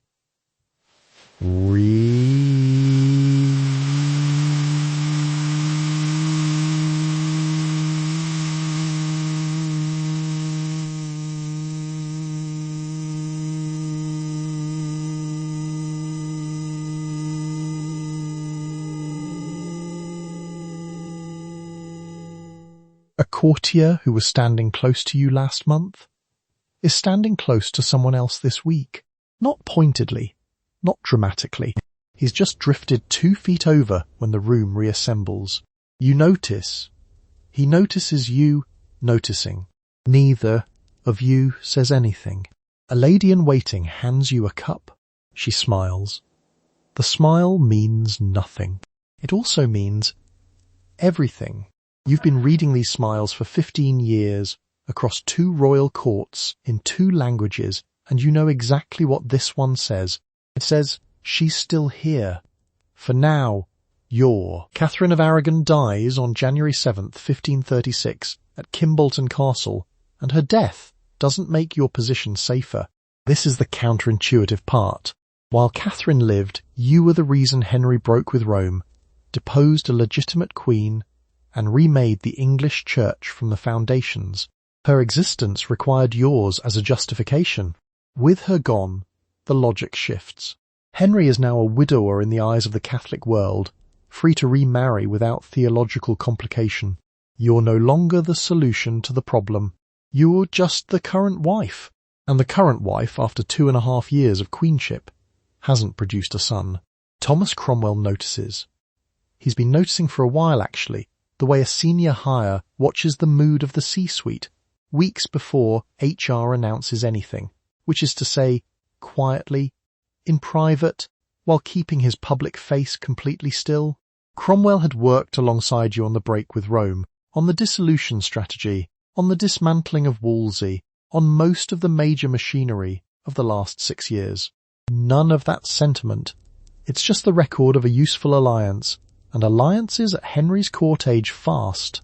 The miscarriage comes on January 29th, 1536, 22 days after Catherine's burial at Peterborough Cathedral. The timing isn't symbolic, it's just bad, in the specific way that Tudor political timing is always bad, which is to say, it lands exactly when you can least afford it. The child was male. Approximately 15 weeks. The announcement letters don't need an ens added this time. There are no announcement letters. Henry doesn't say much. He doesn't need to. The court reads him the way a room of experienced employees reads a CEO who has stopped making eye contact. Same skill, except the performance review ends at the scaffold rather than a severance package. You've held this position for roughly 1,000 days. In that time you've reordered the English Church, redistributed monastic wealth, placed your allies in the highest offices in the land, and kept Henry's attention longer than anyone thought possible. A daughter, a miscarriage, and another miscarriage, though. Henry is looking past you at dinner now. Not obviously, just past you. Jane Seymour is 28, pale, quiet, and demonstrably willing to be whatever the previous queen wasn't. The LinkedIn profile updated overnight to match the new job description. She's been at court for years. You've noticed her, the way you notice a draft that keeps coming back. Her family's position in Wiltshire is comfortable but not spectacular, which is exactly the right level of unspectacular for someone who needs the king's interest to feel like his own idea. A court attendant named Francis Bryan is reportedly managing the access logistics. It's what it sounds like. The charges when they come will be adultery, incest, and conspiracy to murder the king. 5 men, including your brother George, signed. The evidence will be thin in the way that evidence assembled in 25 days is always thin, which is to say, it won't matter. Mark Smeaton will confess after being held at Cromwell's house in Stepney. His the only confession, extracted under conditions the trial record declines to specify. The other 4 men will deny everything. You'll deny everything.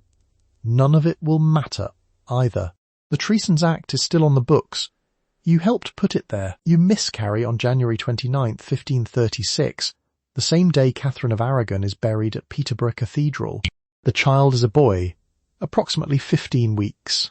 The timing isn't a conspiracy, it's a coincidence, and it's the kind of coincidence that, to a court already processing events for signs and meanings, reads as something considerably more significant. Henry comes to your chamber. He says, according to those present, that he sees clearly God doesn't intend to give him male children by you. He leaves. You are left with the medical reality and the political one, and by this point they've become the same thing. The room doesn't empty immediately. There are attendants, a physician, women whose job it's to be present at exactly this moment and record what happened. They record it. The documents survive. The boy doesn't. Let's talk about what you've spent the last 3 years managing. Elizabeth is 2 years old and not a prince. The 1534 miscarriage produced nothing that could be registered. You're 34 or 35 which in Tudor reckoning sits at the far edge of reliable reproductive years, and the court knows this, the way it knows everything, quietly, collectively, without saying it directly to your face. Jane Seymour is 27. She's been installed in a suite of rooms that weren't available to her 6 months ago. The geometry of this isn't subtle. Henry's disappointment, the court has decided, is a signal. He believes his luck is God's endorsement, which means when the luck runs out, he doesn't doubt himself. He rereads scripture. You watched him do it once already, to the woman you replaced. You watched closely, it didn't exempt you. 3 years earlier, the birth announcement letters for Elizabeth had prince pre-written. Clerks had to add an S at the last minute to make them read princess. Henry didn't attend the christening. He'd already begun revising. That was 1533. It's now 1536, and the revision is nearly complete. The miscarriage itself takes something physical that doesn't come back quickly. You're confined to bed. Court continues outside your door, your entire career continuing without you, because in Tudor England a queen's body and a queen's political function are the same object. The bed is where you're vulnerable. The bed is where the information flows past you rather than through you. PTO during a layoff round. An attendant carries reports to your room. Some of them are probably accurate. Cromwell, meanwhile, has been having conversations you're not in. He's been having them since November, possibly October. He's thorough that way, the kind of administrator who front-loads his paperwork. The 16th century McKinsey consultant, deciding which client to invoice next. The charges aren't written yet. They don't need to be. The direction is clear enough. What January 29th takes from you specifically is the argument. You've held one position for 6 years, that you're the wife, the legitimate queen, the mother of the heir. The heir didn't arrive. The wife is now legally redundant. Henry said what he said and walked out. The door closes. An attendant stoops to pick up something he dropped on the rushes and doesn't meet your eyes. Thomas Cromwell has been your operational parallel. Broadly speaking, a man who found the break with Rome as useful as you did, for reasons that were entirely his own. In early 1536, something shifts. The foreign policy you favour is alliance with France, opposition to the Emperor. The foreign policy Cromwell is now building toward is peace with Charles V, which requires a queen who isn't you and a past that can be managed cleanly. He begins, with his characteristic efficiency, gathering information. A musician is identified. Dates are noted. The list of names starts somewhere private, in someone's handwriting, and it has yours at the top. The musician is Mark Smeaton. He plays the virginals. He's young, talented, and not a nobleman, which matters enormously to what happens next, because men without rank can be tortured and noblemen, in the strict legal sense, can't. On April 30th, 1536, Cromwell invites Smeaton to his house in Stepney, a calendar invite from HR, with no subject line, no agenda, and a location you've never been to. Smeaton goes. He doesn't come back the same. By the following morning, he's confessed to adultery with the Queen. His is the only confession obtained. It has to carry the whole structure. The other names on the list are Sir Henry Norris, Sir Francis Weston, William Brereton, and your brother George. None of them confess. None of them are tortured. Rank has its privileges, and one of those privileges is being destroyed without anyone touching you physically. The charges include adultery, incest, and conspiracy to murder the king. The incest charge is specific. Your brother. The conspiracy charge means plotting a death. Together, they constitute treason under the 1534 Treasons Act. That's the one you helped build. The Treasons Act was designed to criminalise words and intentions against the king, deployed initially against people who wouldn't accept the break with Rome. A non-compete agreement weaponized for the body. You and your allies championed it. Efficient in the way that a boomerang is efficient, it works exactly as designed, and the direction of travel depends entirely on who's holding it. You are arrested on May 2nd, 1536, and brought to the Tower by barge. The Constable of the Tower, Sir William Kingston, records your words on arrival. You ask if you'll be put in a dungeon. He tells you no, you'll be lodged in the rooms you used before your coronation. You say, "That's too good for you." Then you start to cry. Then you start to laugh. Kingston, a man whose job requires him to have seen most things, writes to Cromwell that he doesn't quite know what to do with you. Which is, considering the circumstances, a fairly consistent response to your presence. The tower smells like river mud and confined animals. There's a menagerie in the Lion Tower nearby, and centuries of organic accumulation that no amount of rushes and lavender has ever addressed. The sound at night is water. The sound during the day is also water, plus the particular silence of people who've been told not to speak to you. Your trial is May 15th, the King's Hall of the Tower. 26 peers, 2,000 spectators. The verdict was never in question, and everyone in the room understands this, including you. You speak well. Contemporary observers note it. All 26 peers vote guilty. From Smeton's arrest on April 30th to your execution on May 19th, 25 days pass. That's faster than most modern mortgage approvals, and considerably more final. The execution is on the morning of May 19th, on the Tower Green. A French swordsman has been brought from Calais specifically for the purpose, a small mercy, in that it's cleaner than an axe. You give a short speech. You don't confess. You praise the king, which is the form, and everyone present understands the difference between the form and a statement of fact. The sword is quick. The ladies attending you don't have a proper coffin ready. Si mols sodi is naite p. Your body is placed in an old elm chest, the kind used for arrow storage, and buried in the chapel of St. Peter ad vincula, 30 feet from where you stood. Mark Smeton is arrested on April 30th, 1536, at Cromwell's house in Stepney, and by the time he leaves he has confessed to adultery with you. Smeton is a court musician, skilled, well-regarded, not a nobleman. He's the only one of the 5 men charged against you who actually confesses. He's also the only one who isn't a gentleman, which matters, because a gentleman's denial carries a legal weight that Smeton's doesn't, and because the methods used to produce his confession operate differently when the subject has no title to protect him. The confession is the keystone. Cromwell builds everything else around it. The methods aren't documented in detail. That's deliberate. What's documented is that Smeton arrives at Stepney and a confession comes out the other side. Cromwell's house in Stepney isn't a court, not a prison, not a torture chamber on any official record. It's just a house where a musician went in and didn't come back the same. Smeton confesses to 3 encounters, not 1. 3, a Yelp review of crimes you didn't commit. Except the reviewer was in a cellar in Stepney and someone was holding the pen. The other 4 men, Sir Henry Norris, Sir Francis Weston, William Brereton, and your brother George, all deny the charges.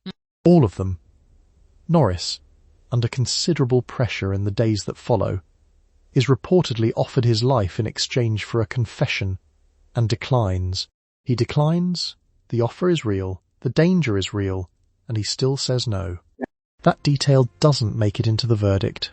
The charges against your brother are their own category of useful.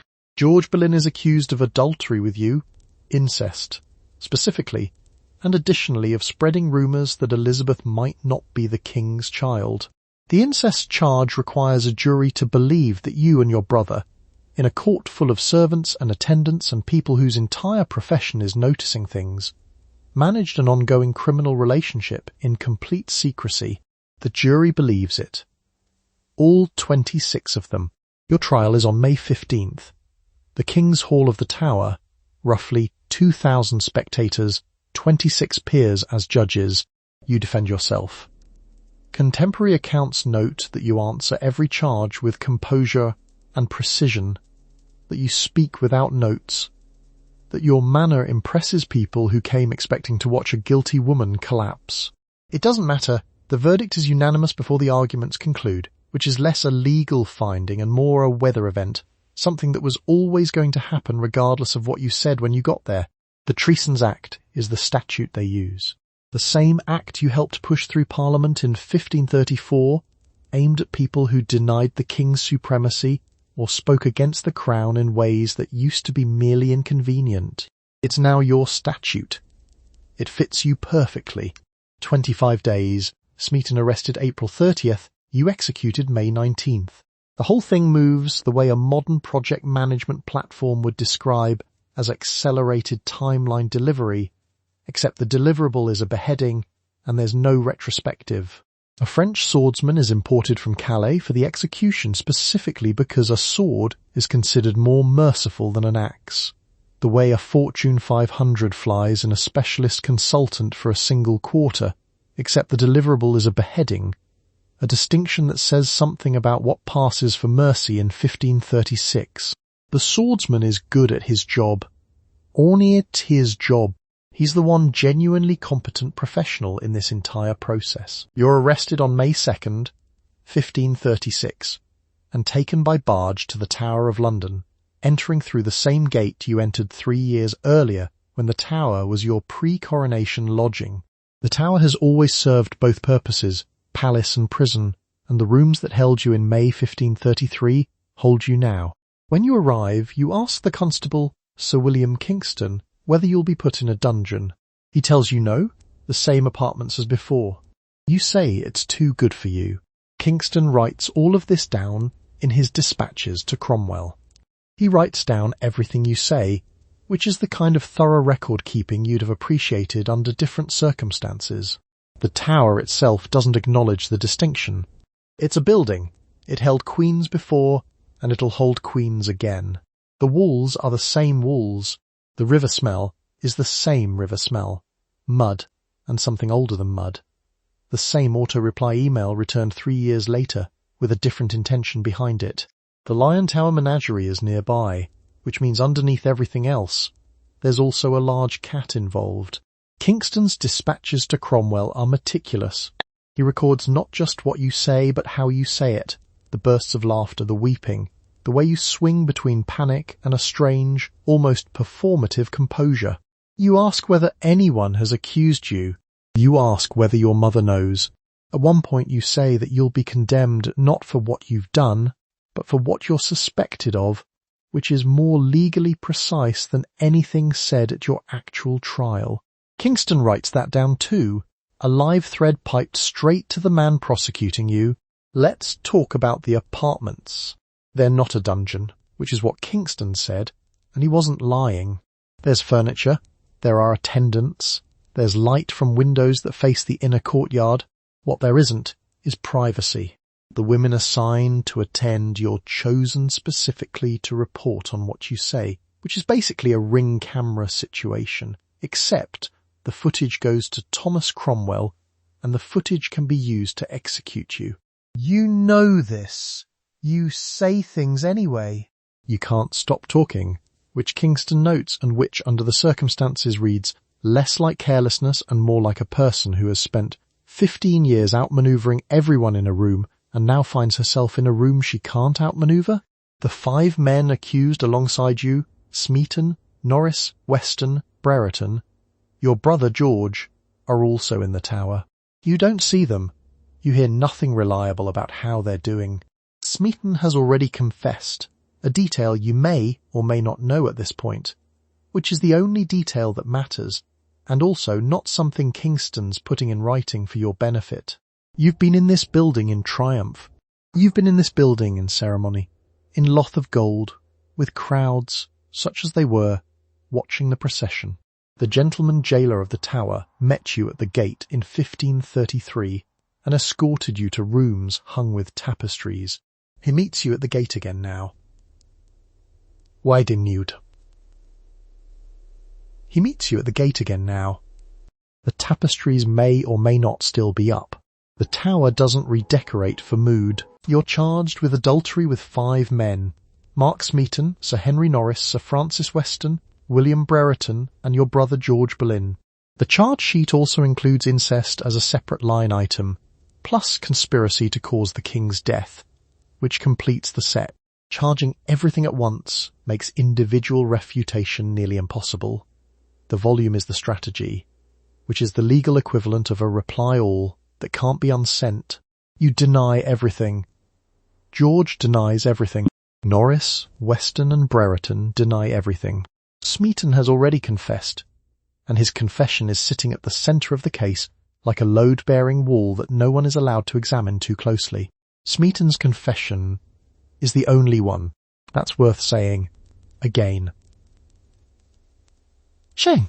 5 men are charged. One confesses. That one was arrested on April 30th at Thomas Cromwell's house in Stepney, away from court, away from witnesses, and returned some hours later in a noticeably different condition. The word torture doesn't appear in any official document. It doesn't need to. The confession exists, and under the legal framework of 1536, a confession exists independent of how it came to be. Smeaton is a court musician. He plays the lute and the virginals, and he's good enough at both to have earned a regular court salary and occasional gifts from the king. He's also the only man on the charge sheet without a title, which matters because it means he can be tortured. Tudor law extended that particular courtesy only to commoners, the way modern airlines extend baggage allowance only to people in the right ticket class. The other 4 are gentlemen. Their interrogations are conducted differently. They don't confess. It doesn't help them. Norris is groom of the stool, ceremonial in title, in practice the gatekeeper of the king's private chambers, which makes him one of the most genuinely powerful men at court.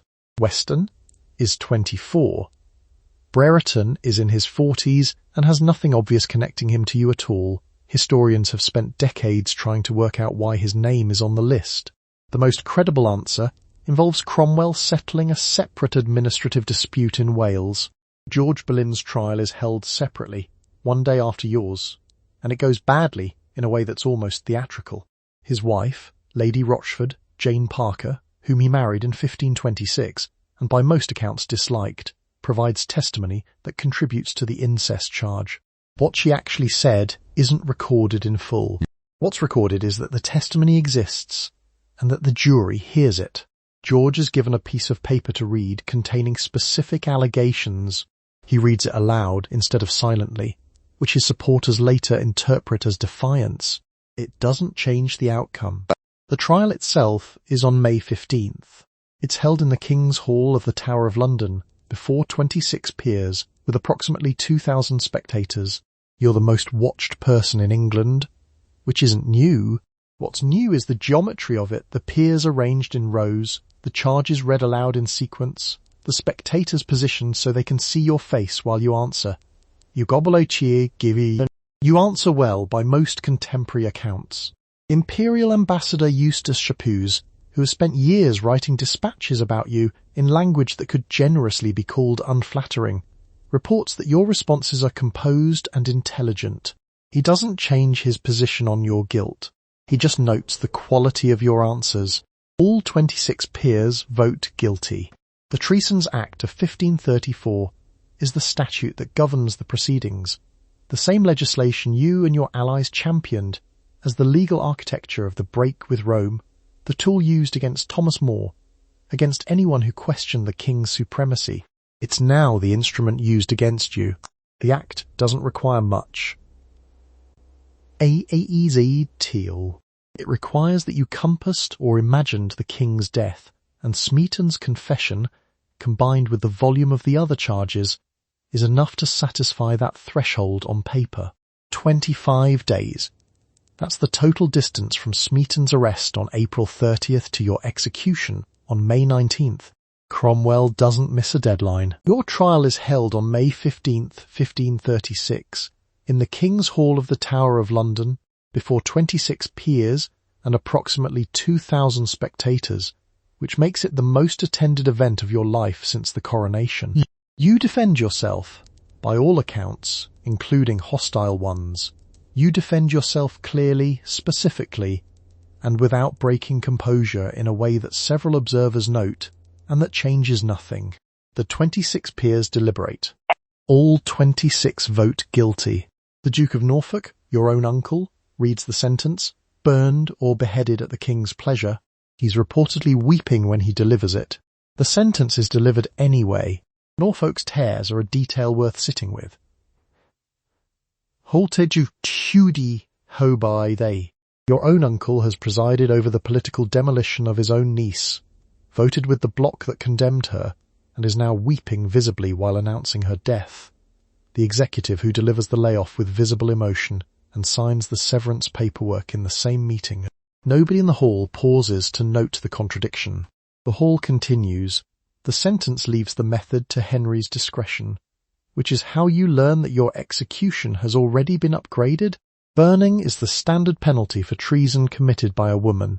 Henry instead authorizes the sword, a continental method, associated with France, considerably faster. He has also arranged for a specialist swordsman to travel from Calais to perform it. The entire consideration is framed as mercy. You receive the news and thank the king for his goodness. This isn't sarcasm. In the Tower in 1536, it isn't.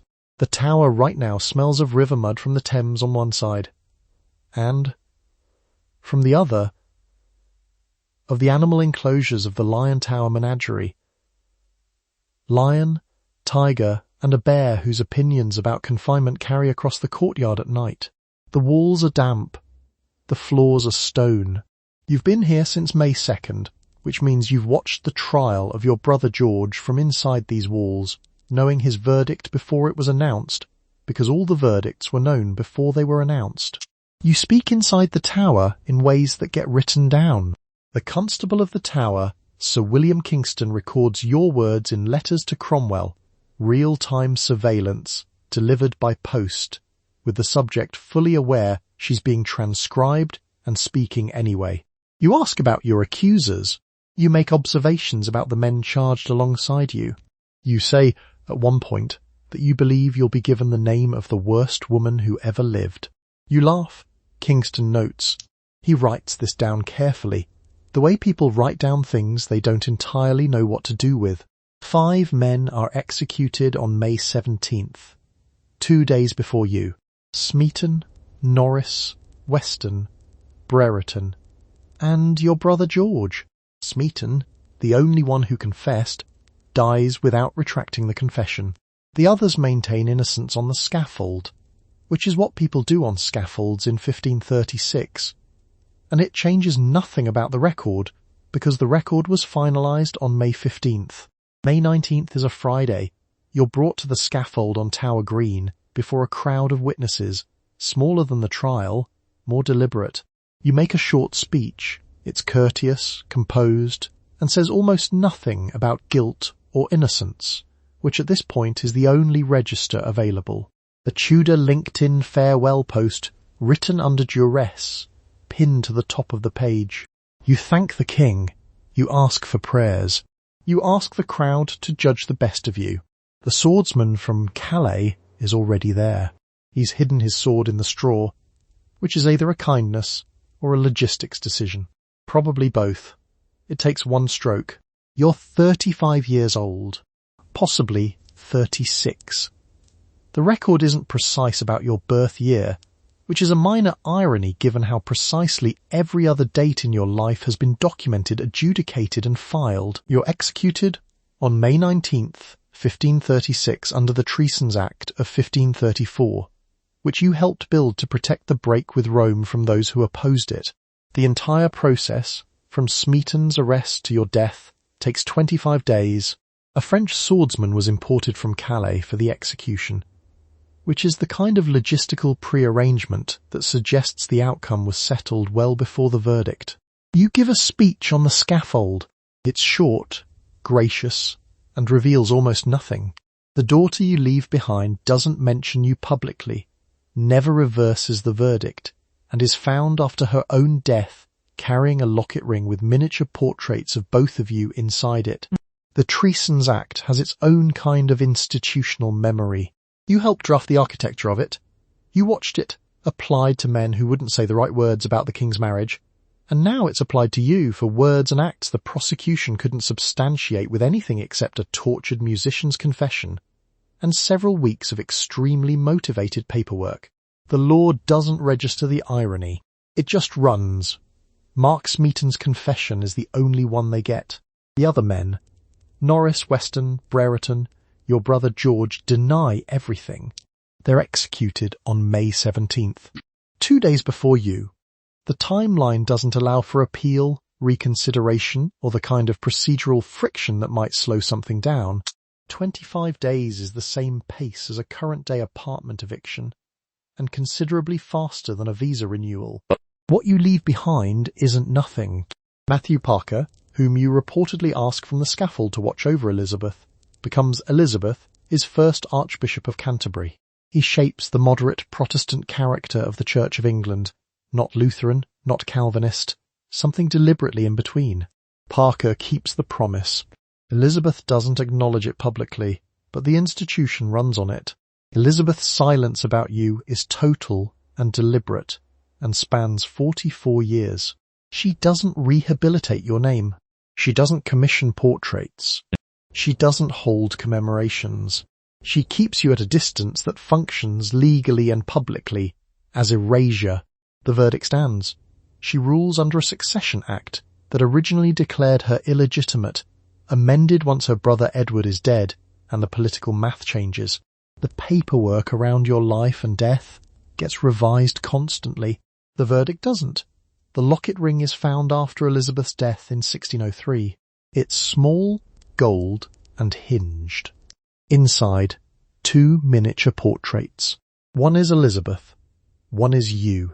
She'd been carrying it on her hand for some portion of her reign, and nobody who knew about it said anything on record. That's the whole relationship, compressed into a piece of jewellery small enough to close a fist around. Private, deniable, completely present. The trial record is thin, because the actual evidence was thin. The charges moved through the legal system in 25 days. The only confession came from a man who was tortured. The verdict was delivered unanimously by 26 peers that included your own uncle. The uncle delivered it weeping. That detail is in the record. The weeping doesn't affect the verdict. You're buried in the Tower of London, in the chapel of St. Peter ad Vincula, without a coffin initially. An arrow box serves. 350 years later, Queen Victoria orders a proper stone marker placed. The Heritage Department of a Fortune 500 finally getting around to fixing a typo on the founder's grave. The correction takes a while. It gets there, and so ends one long, politically catastrophic, diplomatically impressive life in Tudor England. You learned 3 languages. You outmaneuvered a cardinal. You held off a king for 6 years, became his queen, helped build the legal architecture that separated England from Rome, gave birth to a daughter who would eventually run the country, disappointed a nation by producing the wrong gender of baby, and lost your head 25 days after a musician confessed under torture. The Treasons Act you helped draft was the Treasons Act that convicted you. A French swordsman was imported for the occasion.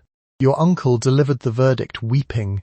To everyone who actually lived this, the women in Claude's court teaching you the grammar of a room, the men who stood trial beside you and said nothing that wasn't true, the daughter who said nothing publicly for 44 years but carried your portrait in a locket ring no one was meant to see. You were navigating something where the rules kept changing mid-game. That is not a small thing. You, meanwhile, have a bed that's yours. A room where the charges against you haven't been written. A door that opens outward. Settle deeper into your pillow. Let the day go quiet, the way the Tower Chapel eventually did. Sleep well.